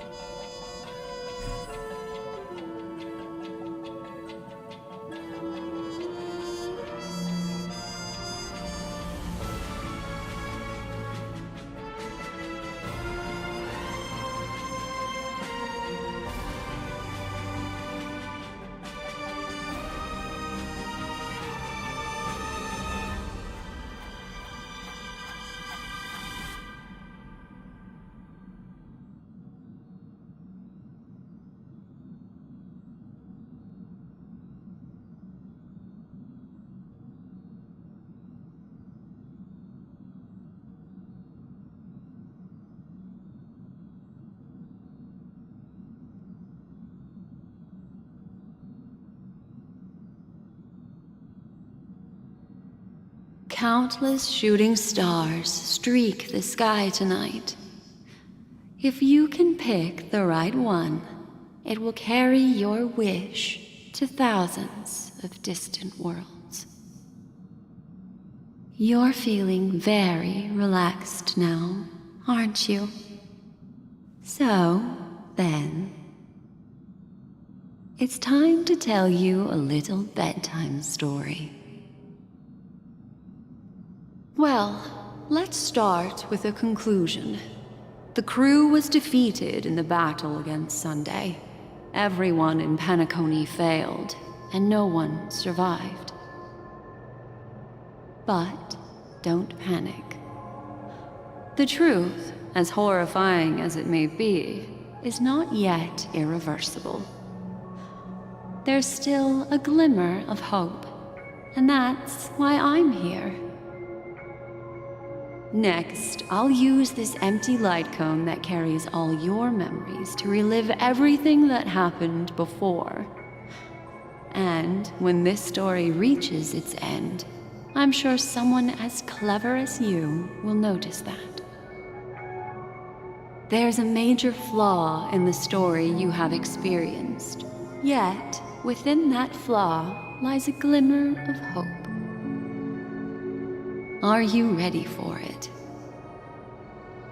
Do you remember everything? When the clock turned back, the Express started a warp jump, sending you to a strange dream. You were bewildered back then, and then a Galaxy Ranger named Acheron showed you a way out. When you arrived at the Reverie Hotel, you met the doorman Misha and had a confrontation with Aventurine, an IPC representative. Thankfully, Acheron appeared again and helped you. After that, you saved Firefly and explored Penacony together. During the tour, you ran into Sparkle disguised as Sampo and accidentally entered a child's dream. There, I rescued both of you from death, but Firefly didn't return to reality. She realized the truth and tried to involve you in her plan, but that resulted in an accidental death. Even more unsettling, you soon encountered another murder. The 2 cases of death prompted you to investigate the truth behind the sweet dream. Despite your efforts to gather information about the 2 victims, you didn't make much progress. But you did learn about the watchmaker from Gallagher. Meanwhile, Aventurine was secretly carrying out his scheme, in which you were one of the pawns. In the midst of a fierce battle, Acheron revealed her true identity as an emanator of the Nihility and unsheathed her sword. That strike foiled Aventurine's plan and opened a passage between the sweet dream and the original memory zone. Upon your arrival at Dreamflux Reef, you learned the truth that death was actually dormancy, as well as the truth about the dreamscape, the Stellaron, and the bellboy, Misha. You split up with Sunday and Robin, looking for a way to seal the Stellaron. However, it turned out that Sunday and the Dream Master had their own hidden agenda. And you had to engage in an ultimate duel on the stage of the Charmony Festival. Finally, the story reached its conclusion. You emerged victorious, with the Trailblaze triumphing over the Order, and Penacony embracing a bright and peaceful future. This marks the end of the thrilling journey in Penacony. I'm sure you've already noticed something unusual, haven't you?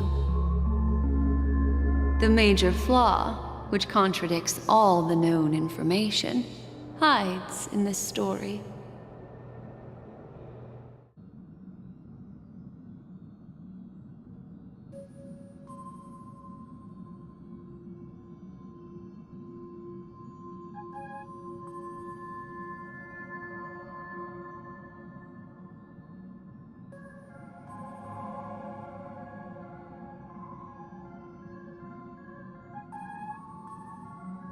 It is true that Gallagher is a history fictionologist, but he didn't lie in this matter. In addition, death and dormancy do arise from the same concept, don't they? This is not the fatal variable in your adventure. Take your time and think it through.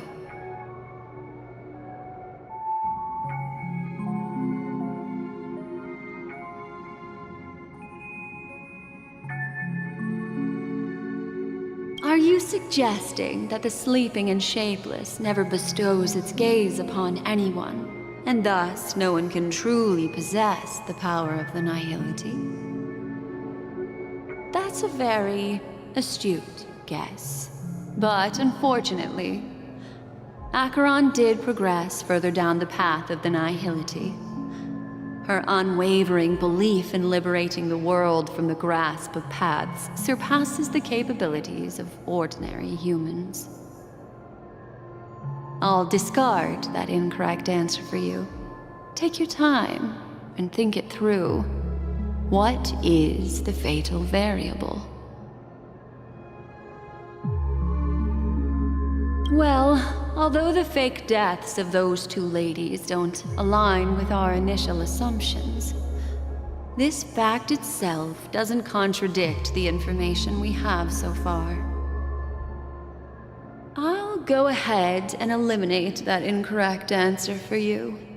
So, what is the fatal variable? Sparkle. Yes, Sparkle. The most enigmatic and elusive character in the entire story. But, unfortunately, she was the first to uncover the truth, and she did purposefully attack you to create confusion. By the way, she left me a message to pass on to you. Always make sure you can distinguish reality from imagination. Is that a clue, you may wonder? I'm not sure, although I'm pretty sure that the fatal variable has nothing to do with that masked fool.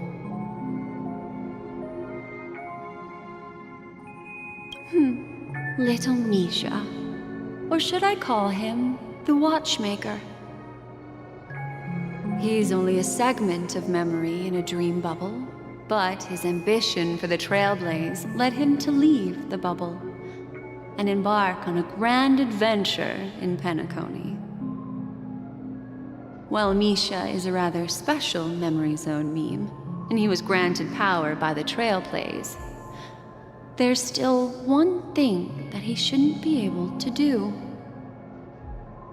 A life born in the memory zone could never manifest in reality. So, why did he appear in the Reverie Hotel in reality? The answer is simple.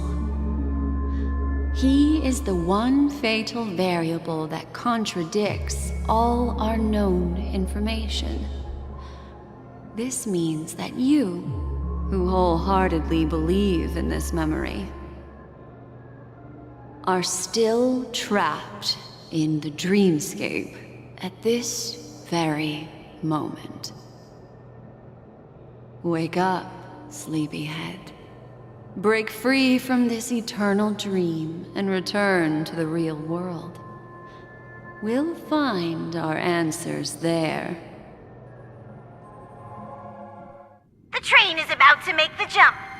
5, 4, 3, 2...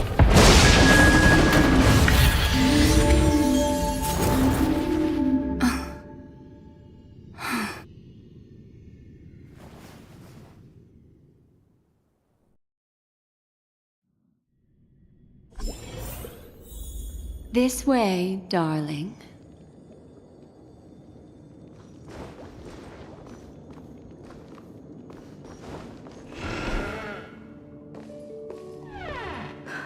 Not another one. Thank you so much, Black Swan. Finally, I can breathe a sigh of relief.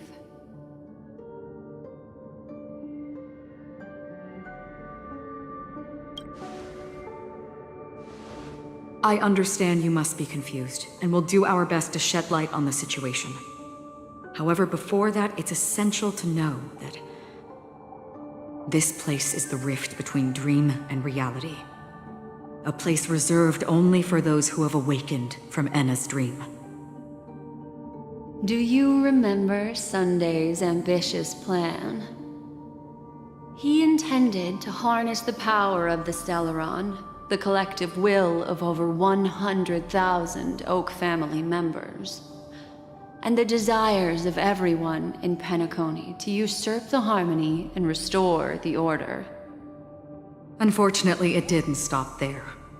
From the early days of our journey into Asdana, we were already affected by the Stellaron. That strange dreamscape where we met. Maybe it was a sign that your thoughts were beginning to drift away.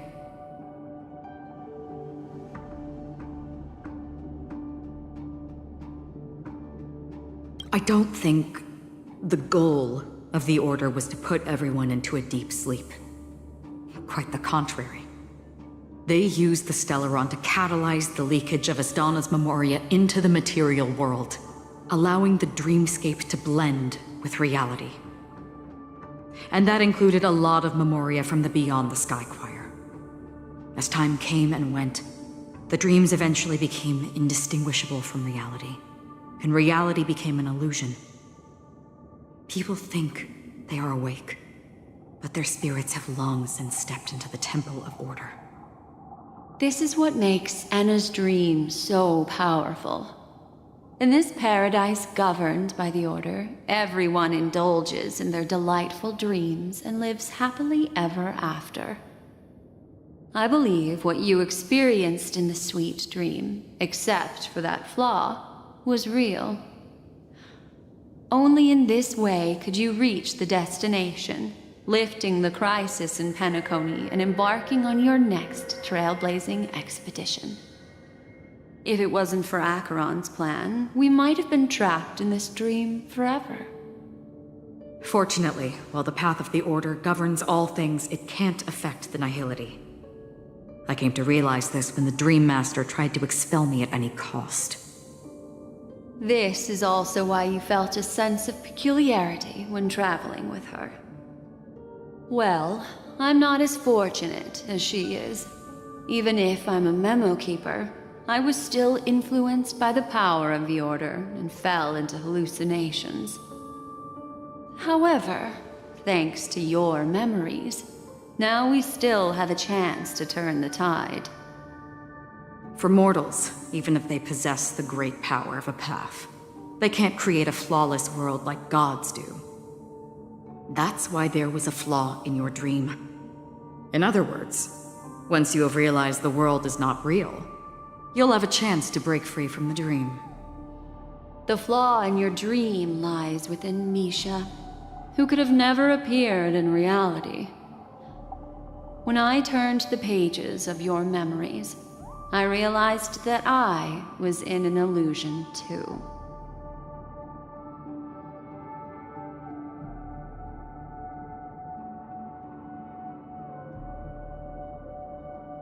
Now Sunday has usurped the power of the Harmonious Choir through the Charmony Festival. Asdana has thus fallen into Enna's dream, transforming everyone equally into the notes of the Aeon. Failure doesn't mean weakness. Only the strong can gather the will to resist the Order and try to break free. We still have a chance, though. To make it happen, please, Black Swan, guide us to those with a strong will. All right, please come with me. These people are... They're the ones who accept Enna's dream and indulge in their happy illusions. We have no means to wake them up now. Not even your clockwork will do the trick. However, there are still other things we can do. Let's keep going.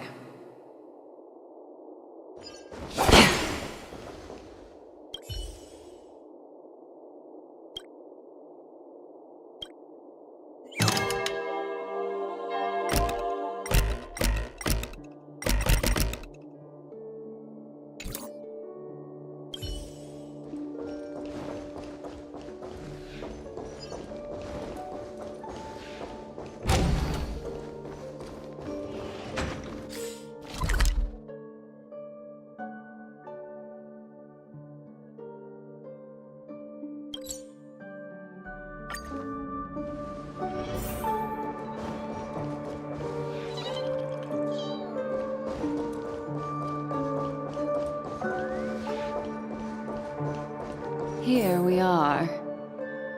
It's... Robin?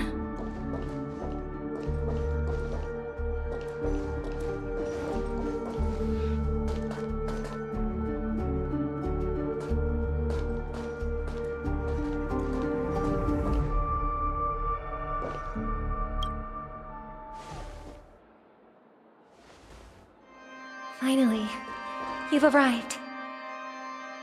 Let me introduce you to Robin. She woke up from Anna's dream by her own will, and it's this tough lady who led us here with her song.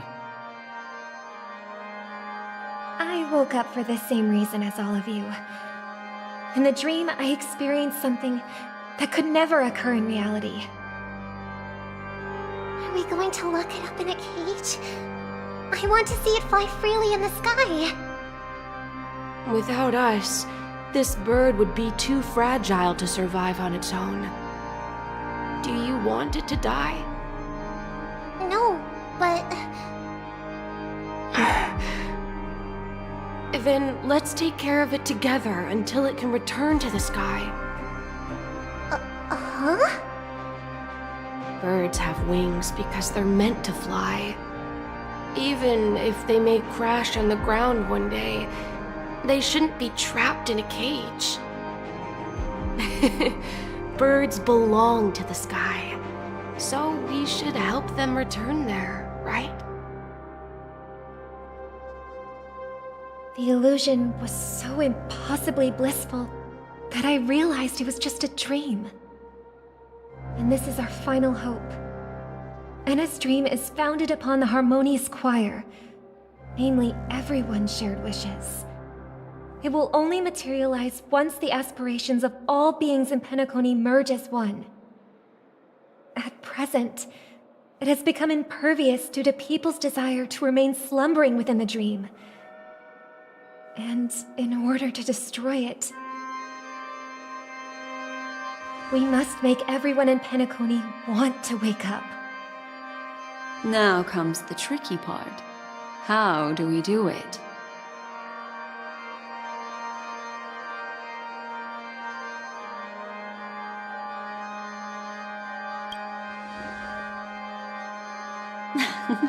You want to go back?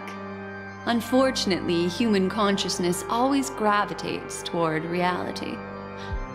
Now that you've seen the flaw in the dream, there is no turning back. Humans yearning for sweet illusions borders on obsession, leading them to subconsciously resist the harsh reality. Therefore, I carefully selected a moment where she was completely unguarded, guiding her to uncover the truth herself to make her regain her consciousness. However, to wake up everyone in Penacony and get them to share the same determination, that would be nearly impossible. Indeed. I'm afraid it's almost as difficult as resurrecting an Eon. But we can't just stay here and do nothing. This is a critical moment for the whole universe. Who cares about some dumb number?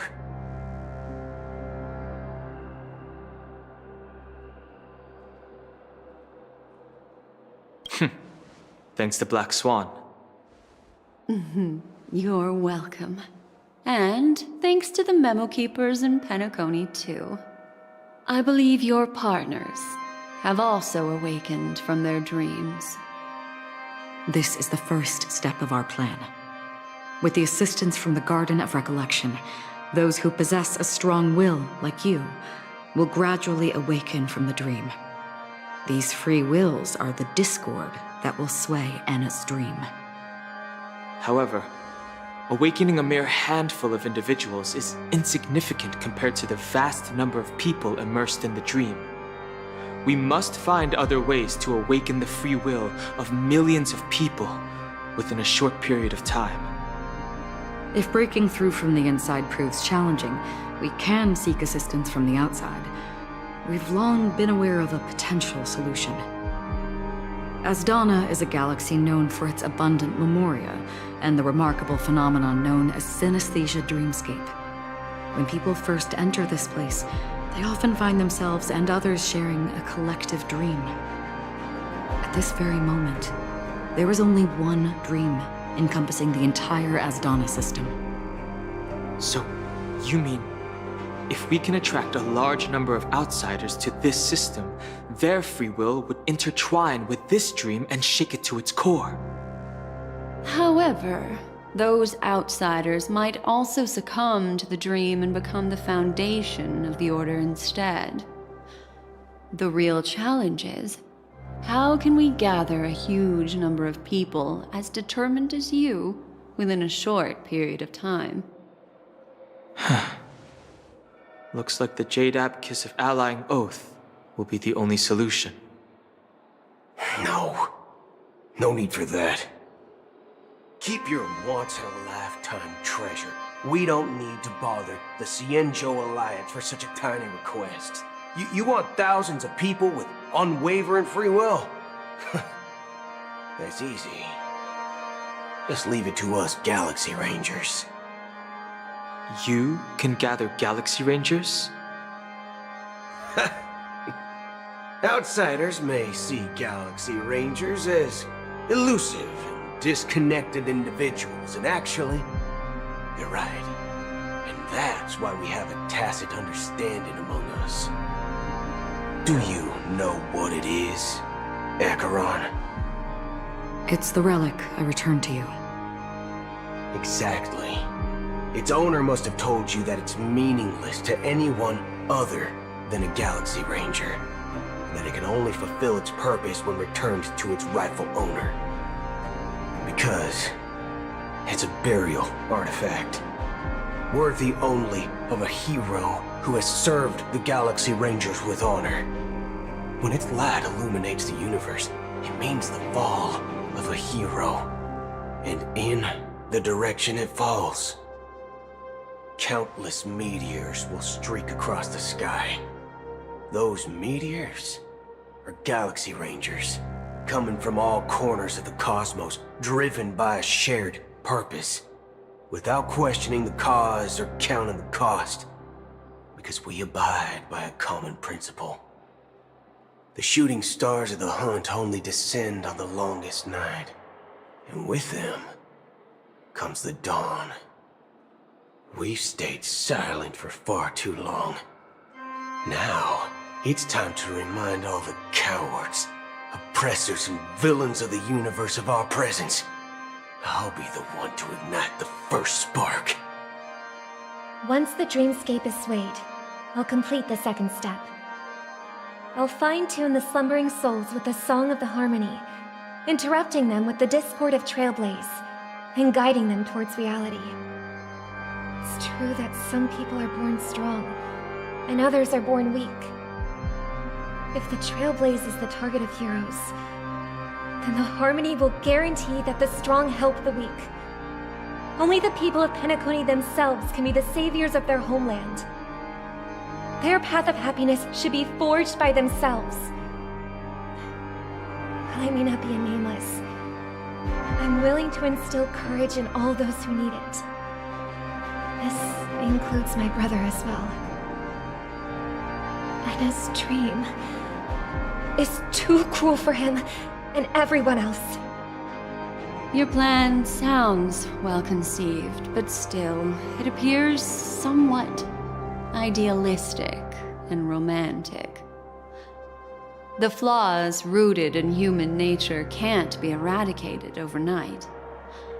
Do you believe these efforts alone are enough to convince everyone to choose the right path? I agree with you, Black Swan. That's why the most critical aspect of this plan is not to convince everyone to choose the right path, but to inspire them to save themselves. So, you're the key in the end, I assume? The Harmonious Choir possesses the power of an emanator. To overcome it, you'll need the same level of power. The final step in destroying the sweet dream will be my responsibility. That's a relief to hear. Now that our roles are assigned, let's get to our battlefields and pose a grand finale. May I have a moment alone with you? There's one more thing I need to explain to you. This grand festival is drawing to its close. This is the starting point for the ultimate stage of our journey. Just as it marked the beginning of all the stories in Penacony.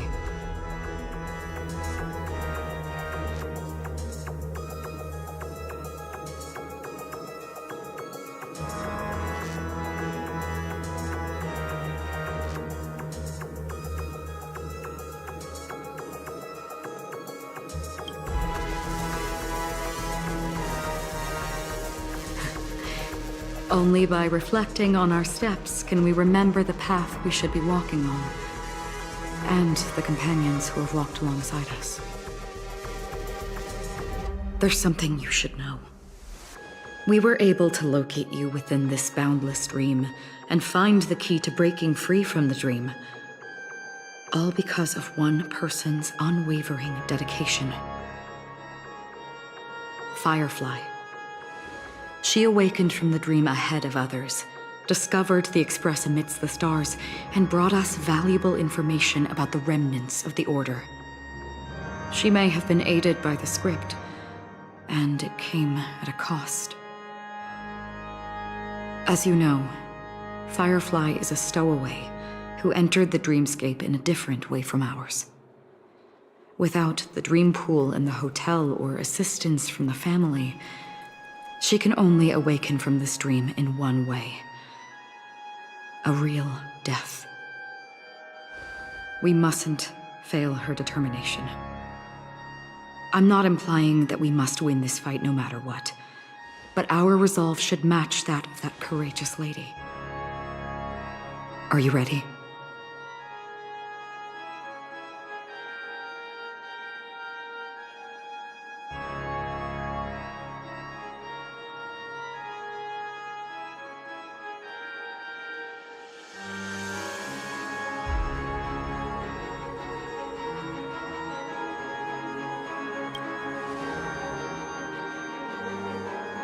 Very well. Now, please close your eyes.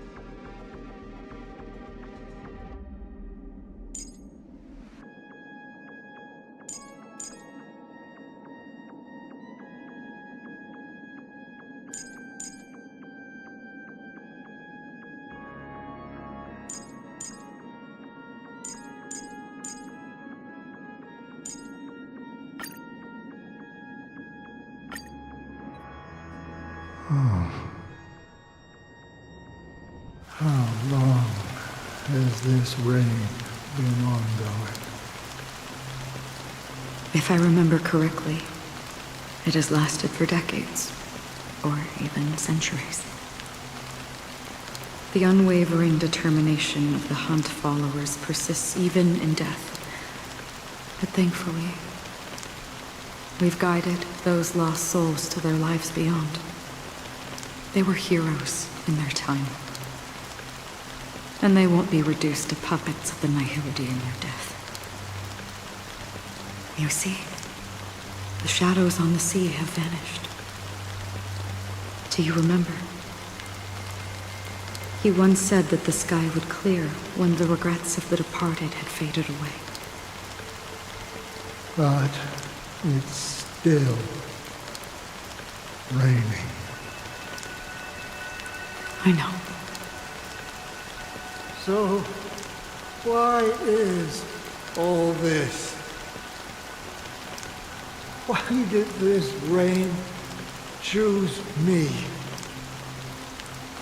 Because someone's regrets haven't been fulfilled, perhaps. Mortals who walk the paths are like sailors on a vast ocean, leaving behind a trail that creates countless ripples of possibilities. These ripples last longer than the fleeting lifetimes of humans. And for some, their presence leaves such a strong mark that it's reflected in the waves. Sin-thirsters, the obsessions of the Pathstriders. They emerge from the depths of Ix, seeing themselves as masters of their own destiny, unknowingly repeating the actions of their past lives. They emerge from the nihility and head toward it, leading purposeless lives. However, these hollow phantoms, they have journeyed with me for such a long time.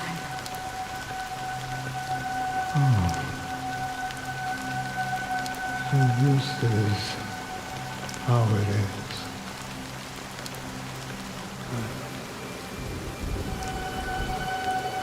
I'm already dead. Yes. Are you watching over me? This is my duty as Acheron the Watcher.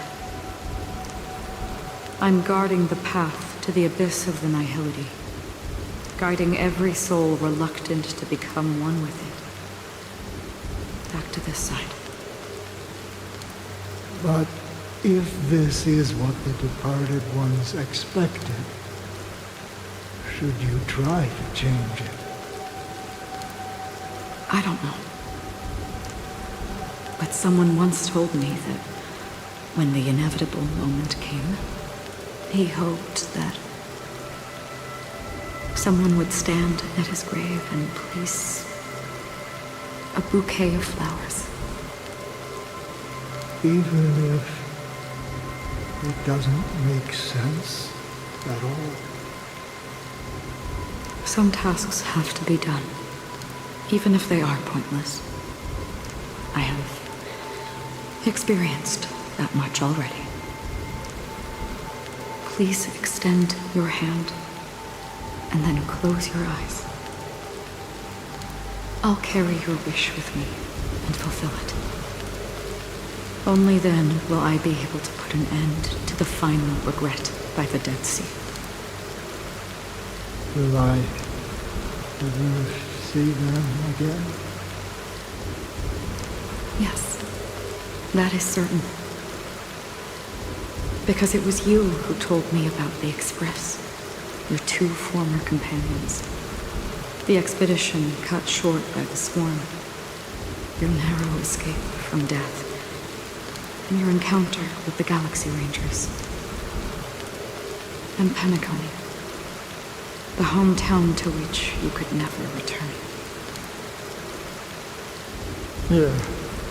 For countless times, I got rejected by the family and had to pass it by.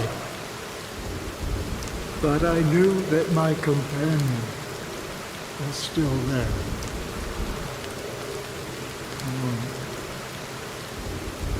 Okay. Are you still there? Take my hand and come with me. We will leave this place. You'll embark on a long, long journey, shrouded in darkness.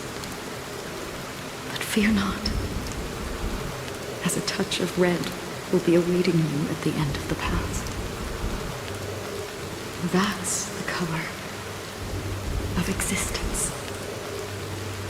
Follow it, and it'll guide you and illuminate the way out.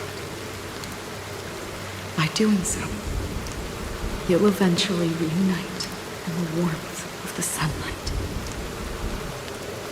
Thank you. May death be the end of of your boundless dream, guiding you back to the waking world. Welcome to the horizon of existence. This place is one of the thousands of manifestations belonging to the sleeping and shapeless. And it's also an exit out of the nihility for the awake ones. Let's bid our final farewells here.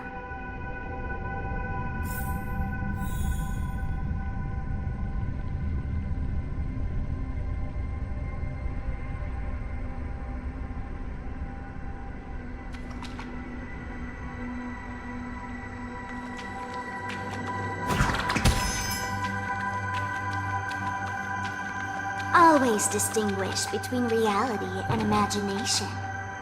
All right, Gray? Life is akin to a winding labyrinth where memories serve as our... May your schemes be forever concealed. Anna's dream is too cruel for him and everyone else. To the imperfect tomorrow.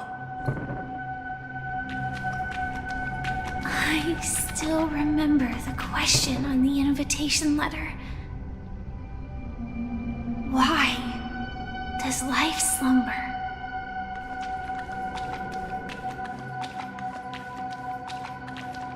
Why does life slumber? We don't know the answer yet, but we're about to awaken from this dream. Or perhaps such is the answer itself. Leave this place, return to where you belong, and awaken Penacony from this dream.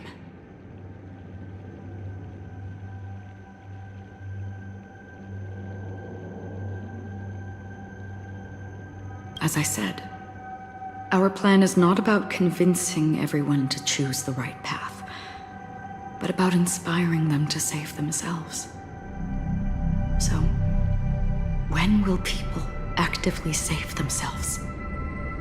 The answer is when they are in desperate situations. Like a drowning individual in the deep sea. When one's body and mind bear immense pressure, agony, confusion, and despair will follow.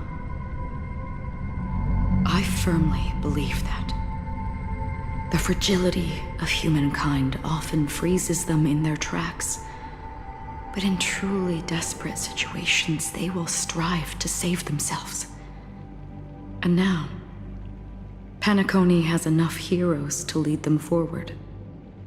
It's through this inherent, self-centered instinct that people exert their utmost effort, even when they know their struggle is fruitless.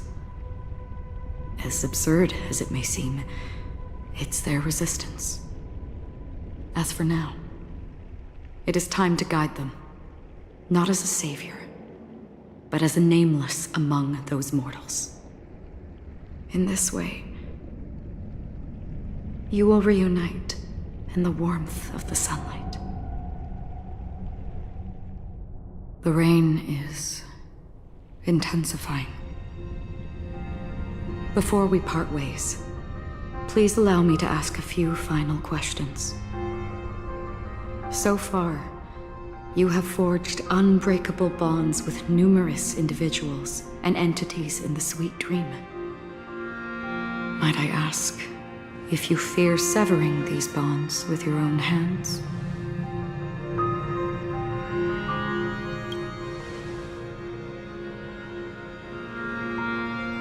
If there is a vast, lifelike dreamland that is virtually indistinguishable from reality, a realm without death, where everyone can attain the happiness and fulfillment they deserve, living blissfully ever after,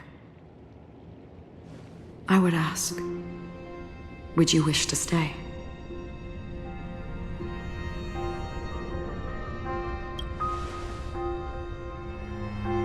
Imagine if this splendid dream were fated to fall apart. Friends, family, strangers. followed by the gentle breeze, soaring birds, the stars, and ultimately yourself. Everyone, and every face they remember. The joy and the heartaches, the vows sealed and those left hanging.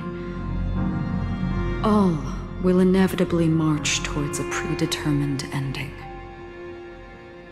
If you had grasped the journey's finale right from its inception, I would ask, would you still embark on this journey?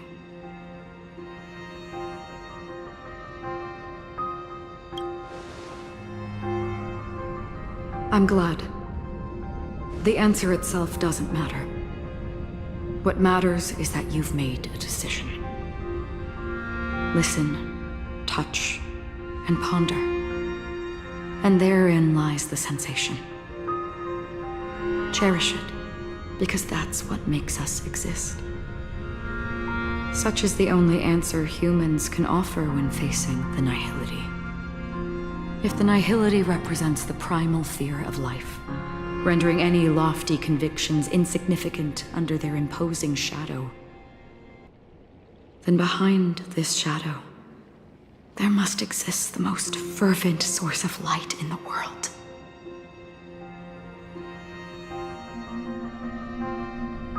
Just as every life that edges closer to death fervently approaches the end of the nihility, we must pursue that primordial light.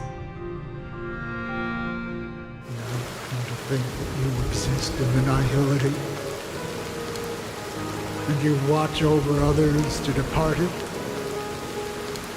Such a task is absurd and meaningless. Nevertheless, someone had to do it. As for the meaning you mentioned, even if it's a meaningless task, I've come this far, haven't I? Even if the future you forge may not even belong to you. It may not belong to me, but it definitely belongs to someone. What hardships you must have experienced. In that case, allow me to do something meaningless too. Please, tell me your name.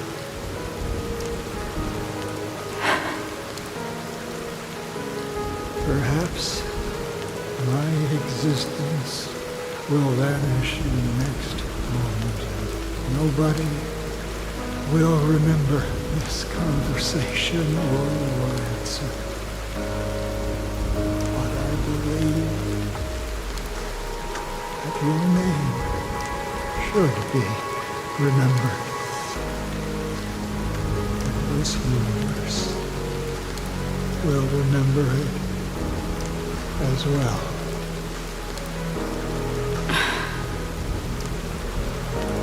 For me, some things are difficult to recall, yet there are others that I find challenging to forget.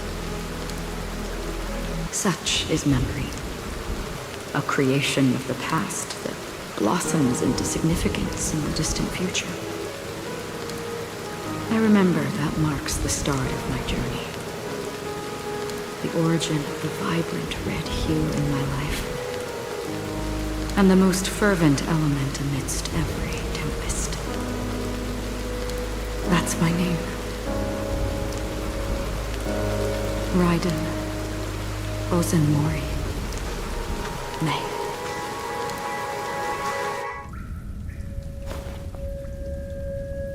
The Golden Dream is getting restless. In the coming long nights, I'm afraid you will face many setbacks and witness many tragedies. And in the end, you will only see in black and white. But please believe me, that in that monochrome world, there will be a glimpse of fleeting red. And when you make a choice, it will appear once more.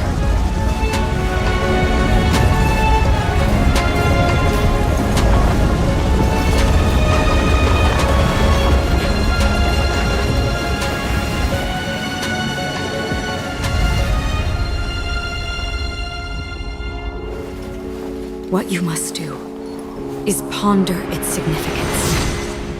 Then return to the waking world.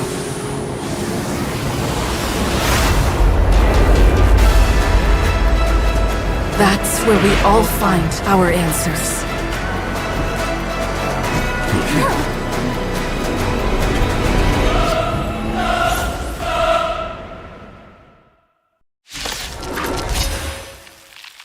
Have you broken free from the dream of order? We've done enough sleeping already. Let's show them a wake-up call.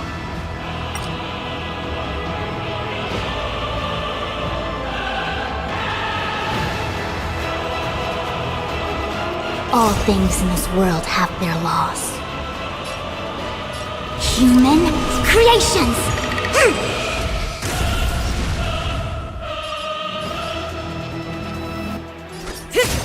Noisy. I'll take the lead. Wake up! Converge and awaken! Another journey begins. Relax. No matter. Didn't hurt. Without order, how can the weak be righteous? Keep up with me. Stand still. No matter. I weep for the departed. It too shall fall.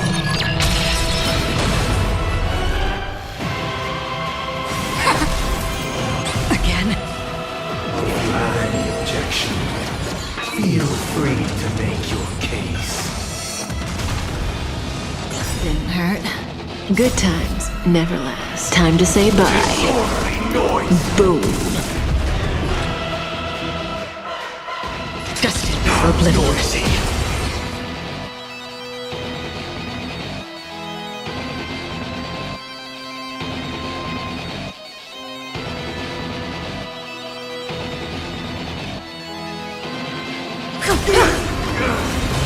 We're finally waking up from our dreams. Listen up! I see through you. Let's play our own. Let the show begin.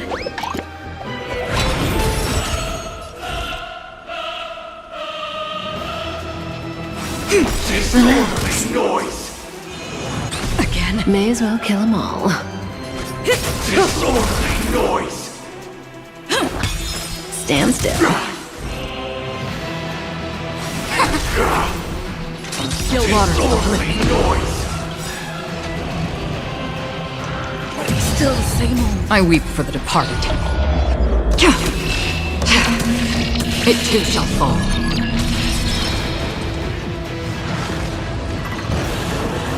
7,336 notes. I solemnly invite you to join the glorious chorus and ascend to the heavens!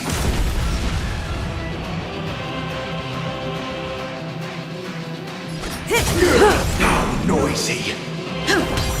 Relax. Now noisy.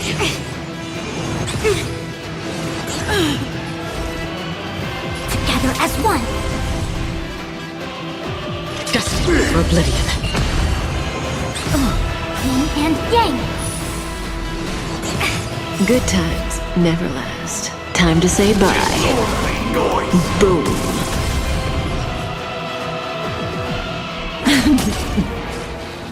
Noise is fading. Still, the dreamscape is indistinguishable from reality. Can it still be called an illusion? Again? Let's play our own melody. Let the show begin.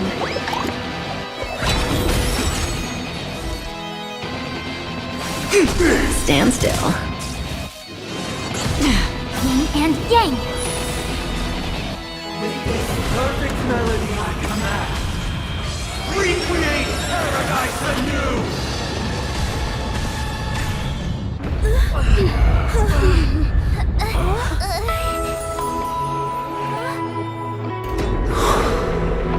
Music.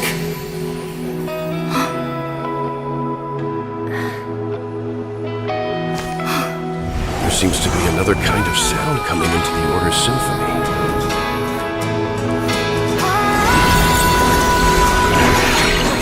Penacony's first and last disharmony.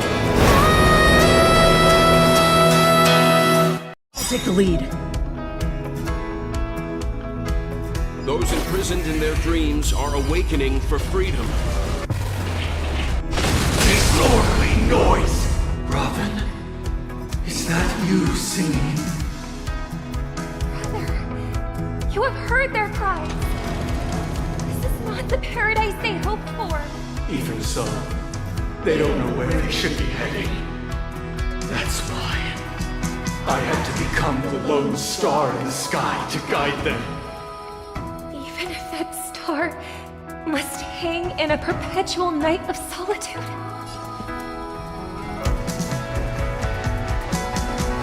Let's play our own melody. Let the show begin. All things in this world have human creations. Good times never last. Time to say bye. Boom.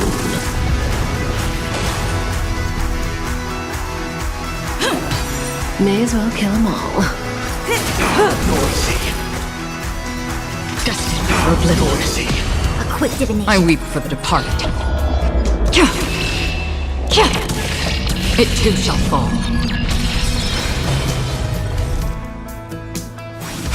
Stand still. Uphold the truth, and you will.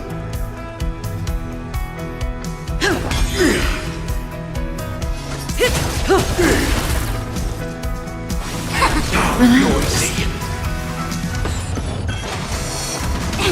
Sink into a dream. Free will, or was it fate? Still waters of oblivion. Keep up with me.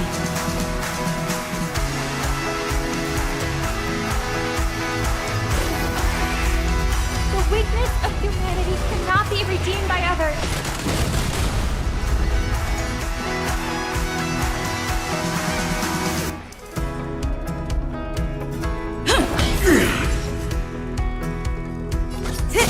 Noisy. Good times. Time to say bye. Disorderly noise. Boom.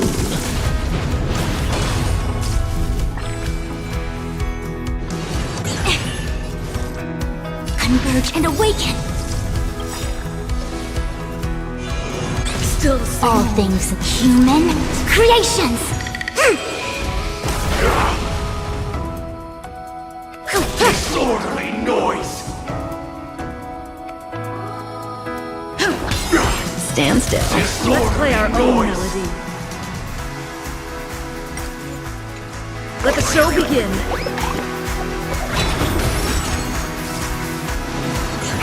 Another journey begins. Destined for oblivion. Disorderly noise. If we had never experienced solitude, how could we have embarked on different paths? Now, our final talk has concluded. All the work of creation has been completed. The inevitable day has arrived. The embryo of philosophy will reshape for us all of reality. If your paradise can save more people, sever my path with your hands. I swear on truth. I see through you.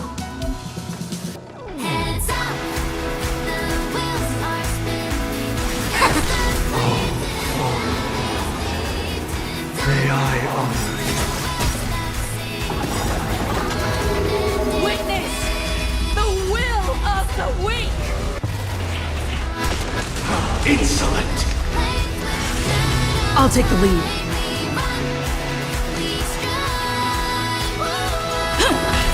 Relax.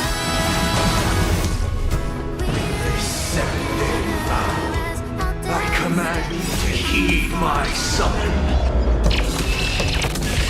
It too shall fall. Insolent.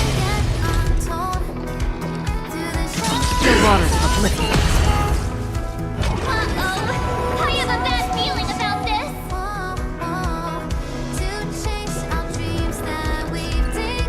Together as one. It was not you who created all things. It was humanity that created you.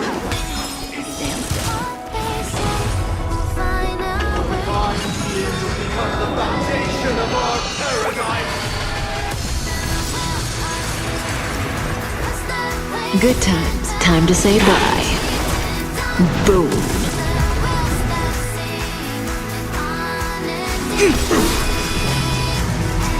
Mine is solemn desire for order.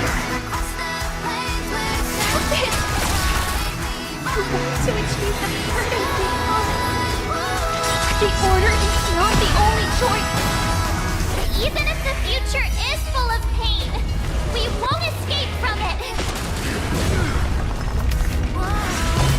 We're finally waking up from our dreams. Relax. A quick divination. Say bye to breathing. Blasphemous. Stand still. Free will, or was it fate? I weep for the departed.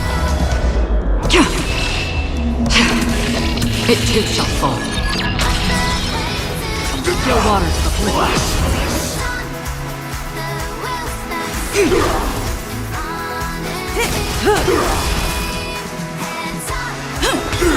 Relax. I swear on truth. Good times. Time to say bye. Boom. Have a noble soul! Don't be shackled by the past! Insolent! Let's play our own melody. Let the show begin.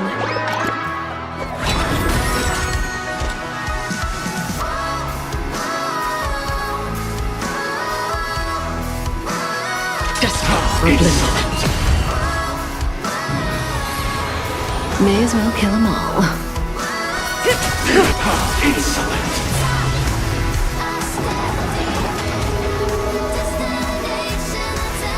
Together as one.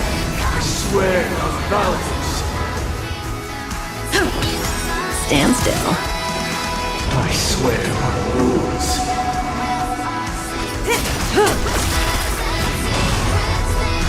I swear on meaning. All things human creations.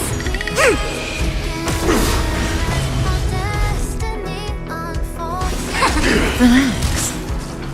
I swear on human dignity. Keep up with me. Awaken, judge of the world.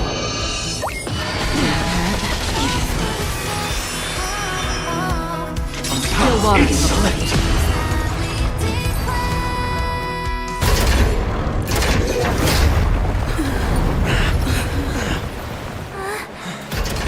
So,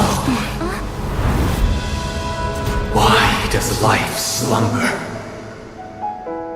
Because someday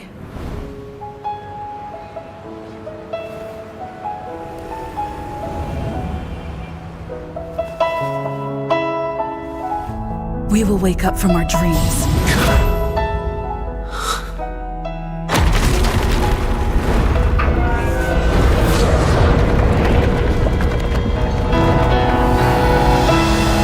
The night is still too short.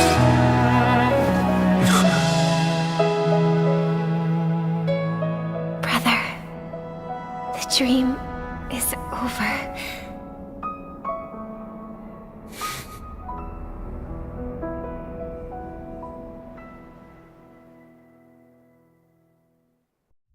In the first year of the AE 2158, a fiery conspiracy erupted in the land of the dreams, but soon faded in chaos and destruction.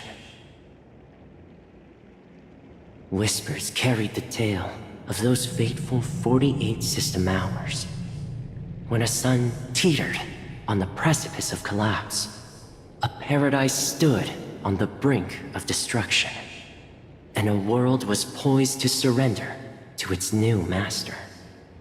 Amidst it all, a body decayed, a pack of vultures gathered, and a brother and sister were doomed for eternal separation. And so, an eon succumbed to slumber once more. Some celebrated this fall, while others mourned.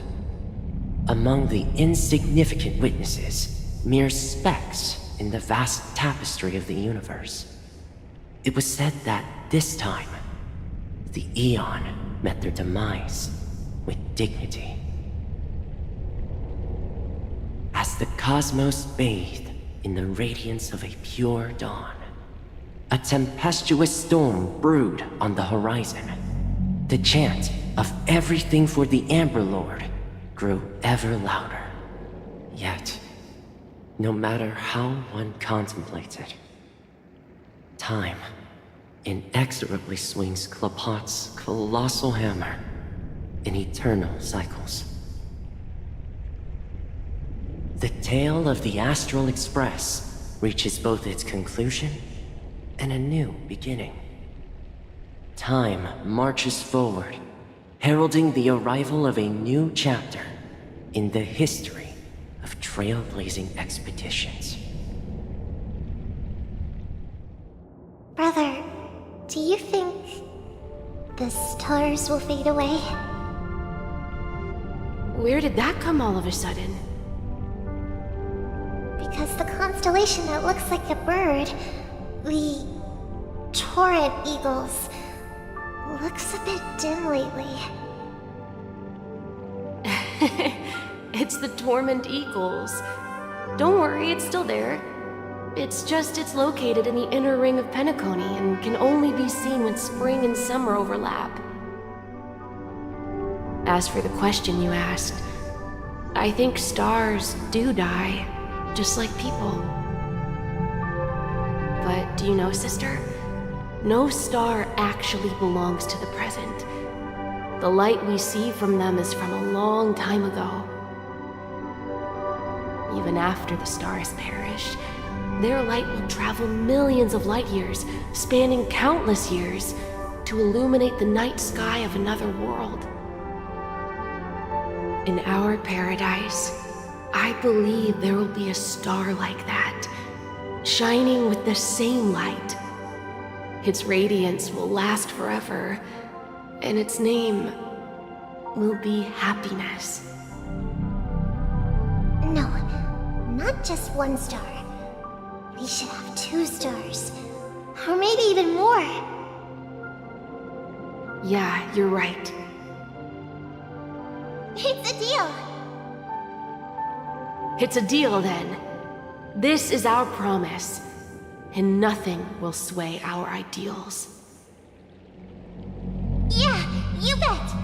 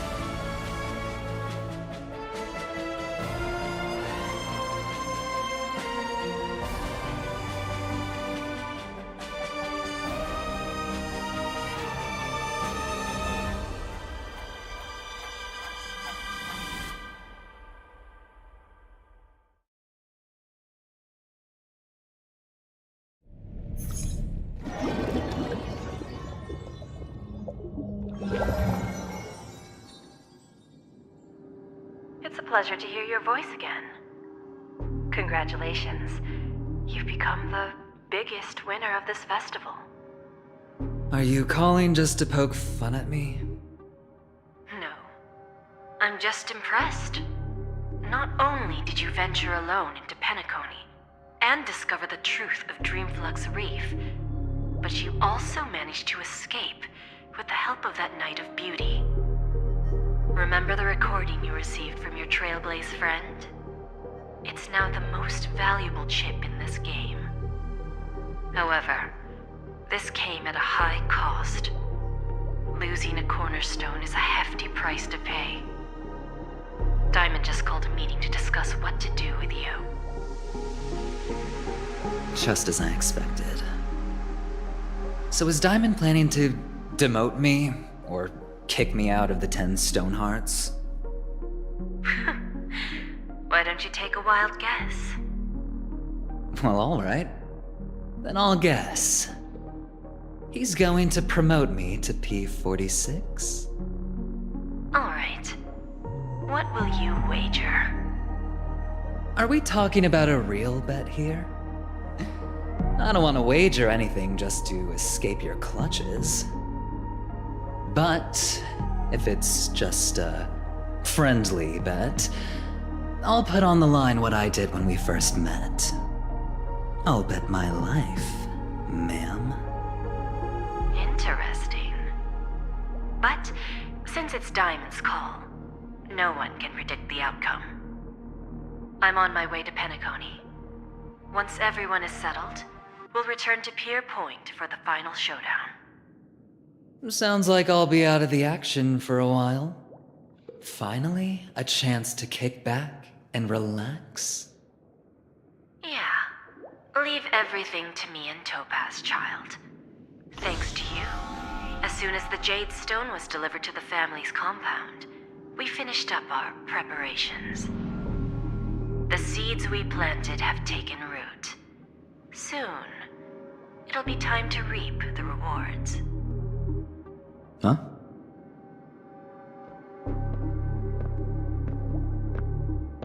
Let's wrap it up for now. Looks like I've got a visitor here.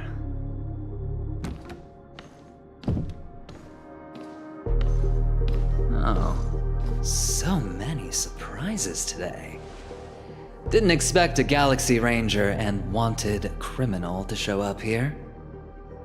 One who managed to take out 2 IPC members under the noses of our fleet. Do you understand what that means? Screw wubba boo, I just put him to sleep. Don't try to intimidate me with that nonsense.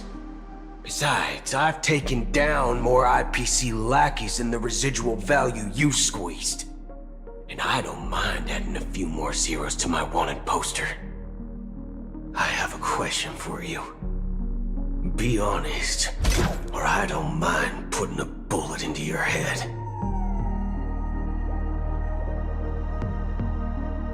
Tell me, where is Oswaldo Snyder?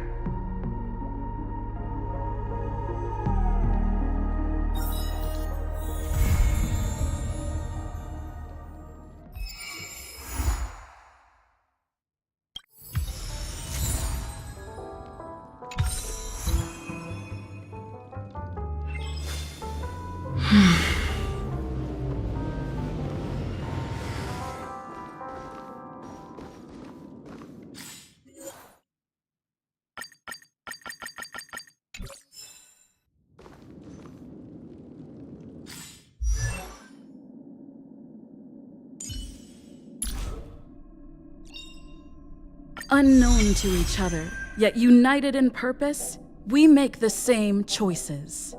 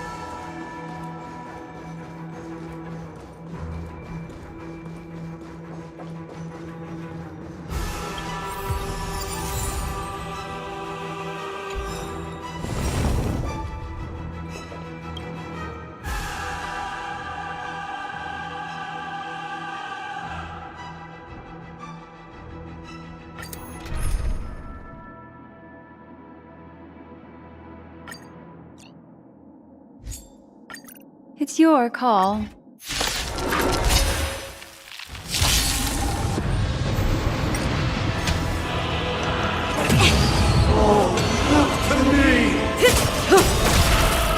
Time to say bye.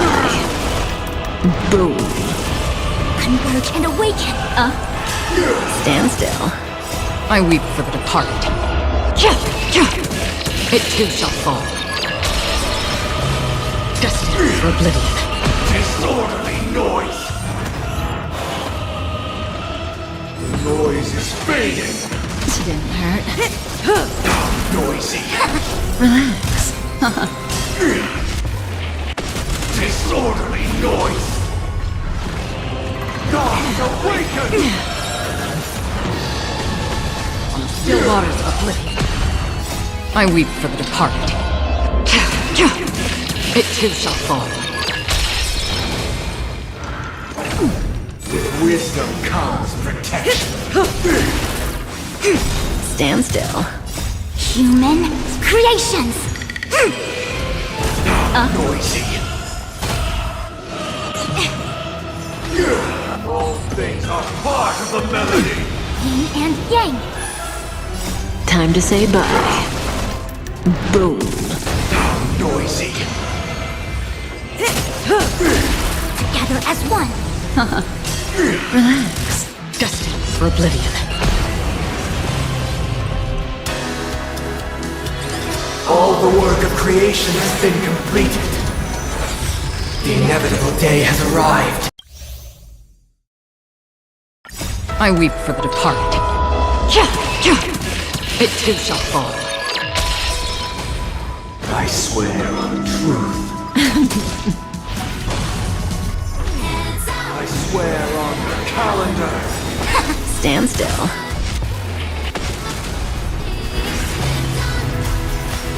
I swear on words. Ill fate descends. Beneath the waters lies an endless abyss. Insolent. Still waters of Insolent. How insolent. How insolent. I weep for the departed. It too shall fall. I swear on meaning. Relax. Human creations. I swear on human dignity. Ill tidings manifest.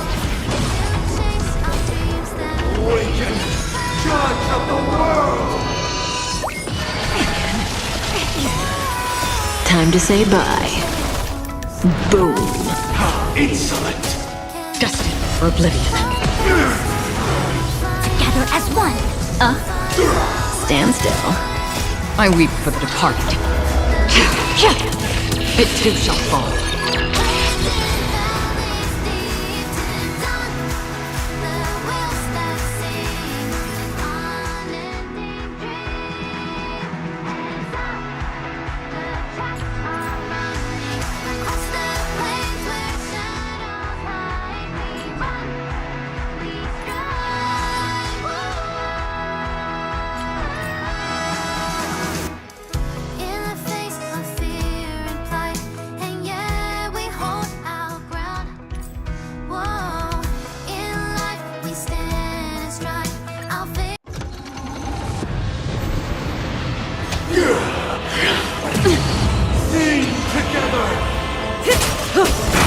Converge and awaken.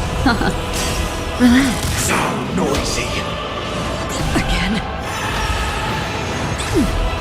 Still waters Noisy. I weep for the departed. It too shall fall. Disorderly noise. All things are part of the melody. Time to say bye. Boom. Human creations. Sound noisy.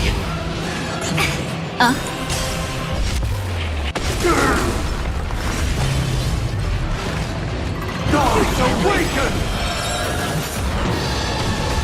Destined for oblivion. I weep for the departed. It too shall fall. Disorderly noise. Nomad yin and yang. Uphold the truth, and you will. Relax. Sound noisy. Wait for good tidings.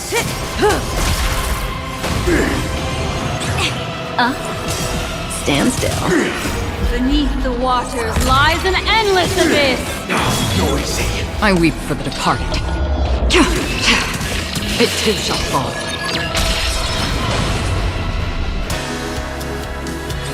All the work of creation. I swear on truth. Converge and awaken. Human creations. How insolent! Still waters of oblivion. I swear on words. Time to say bye. Boom. I swear on values. Relax.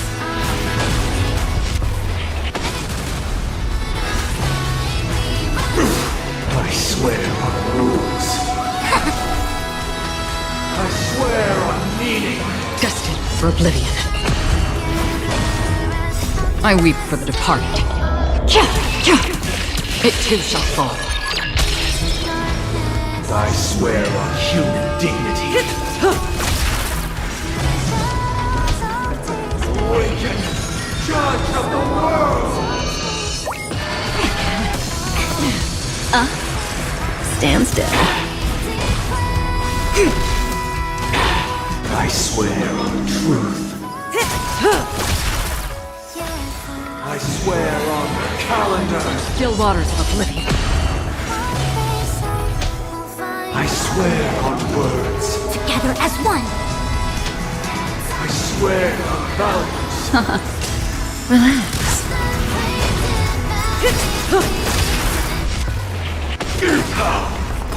Time to say bye. Boom.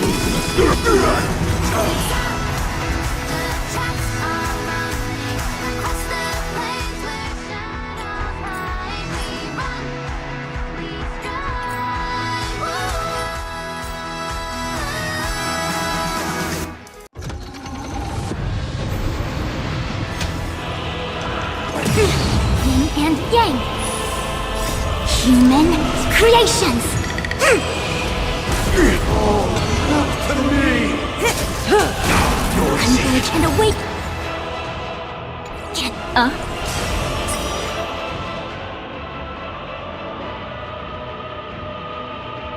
Stand still. I weep for the departed. It too shall fall. Destined for oblivion.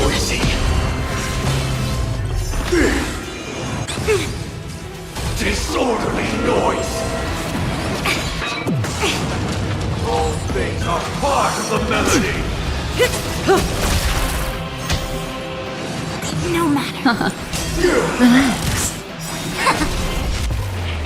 Disorderly noise! Enjoy eternal peace! Still waters of oblivion.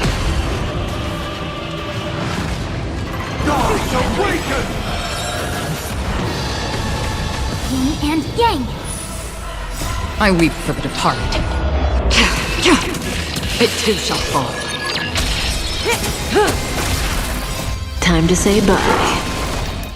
Boom.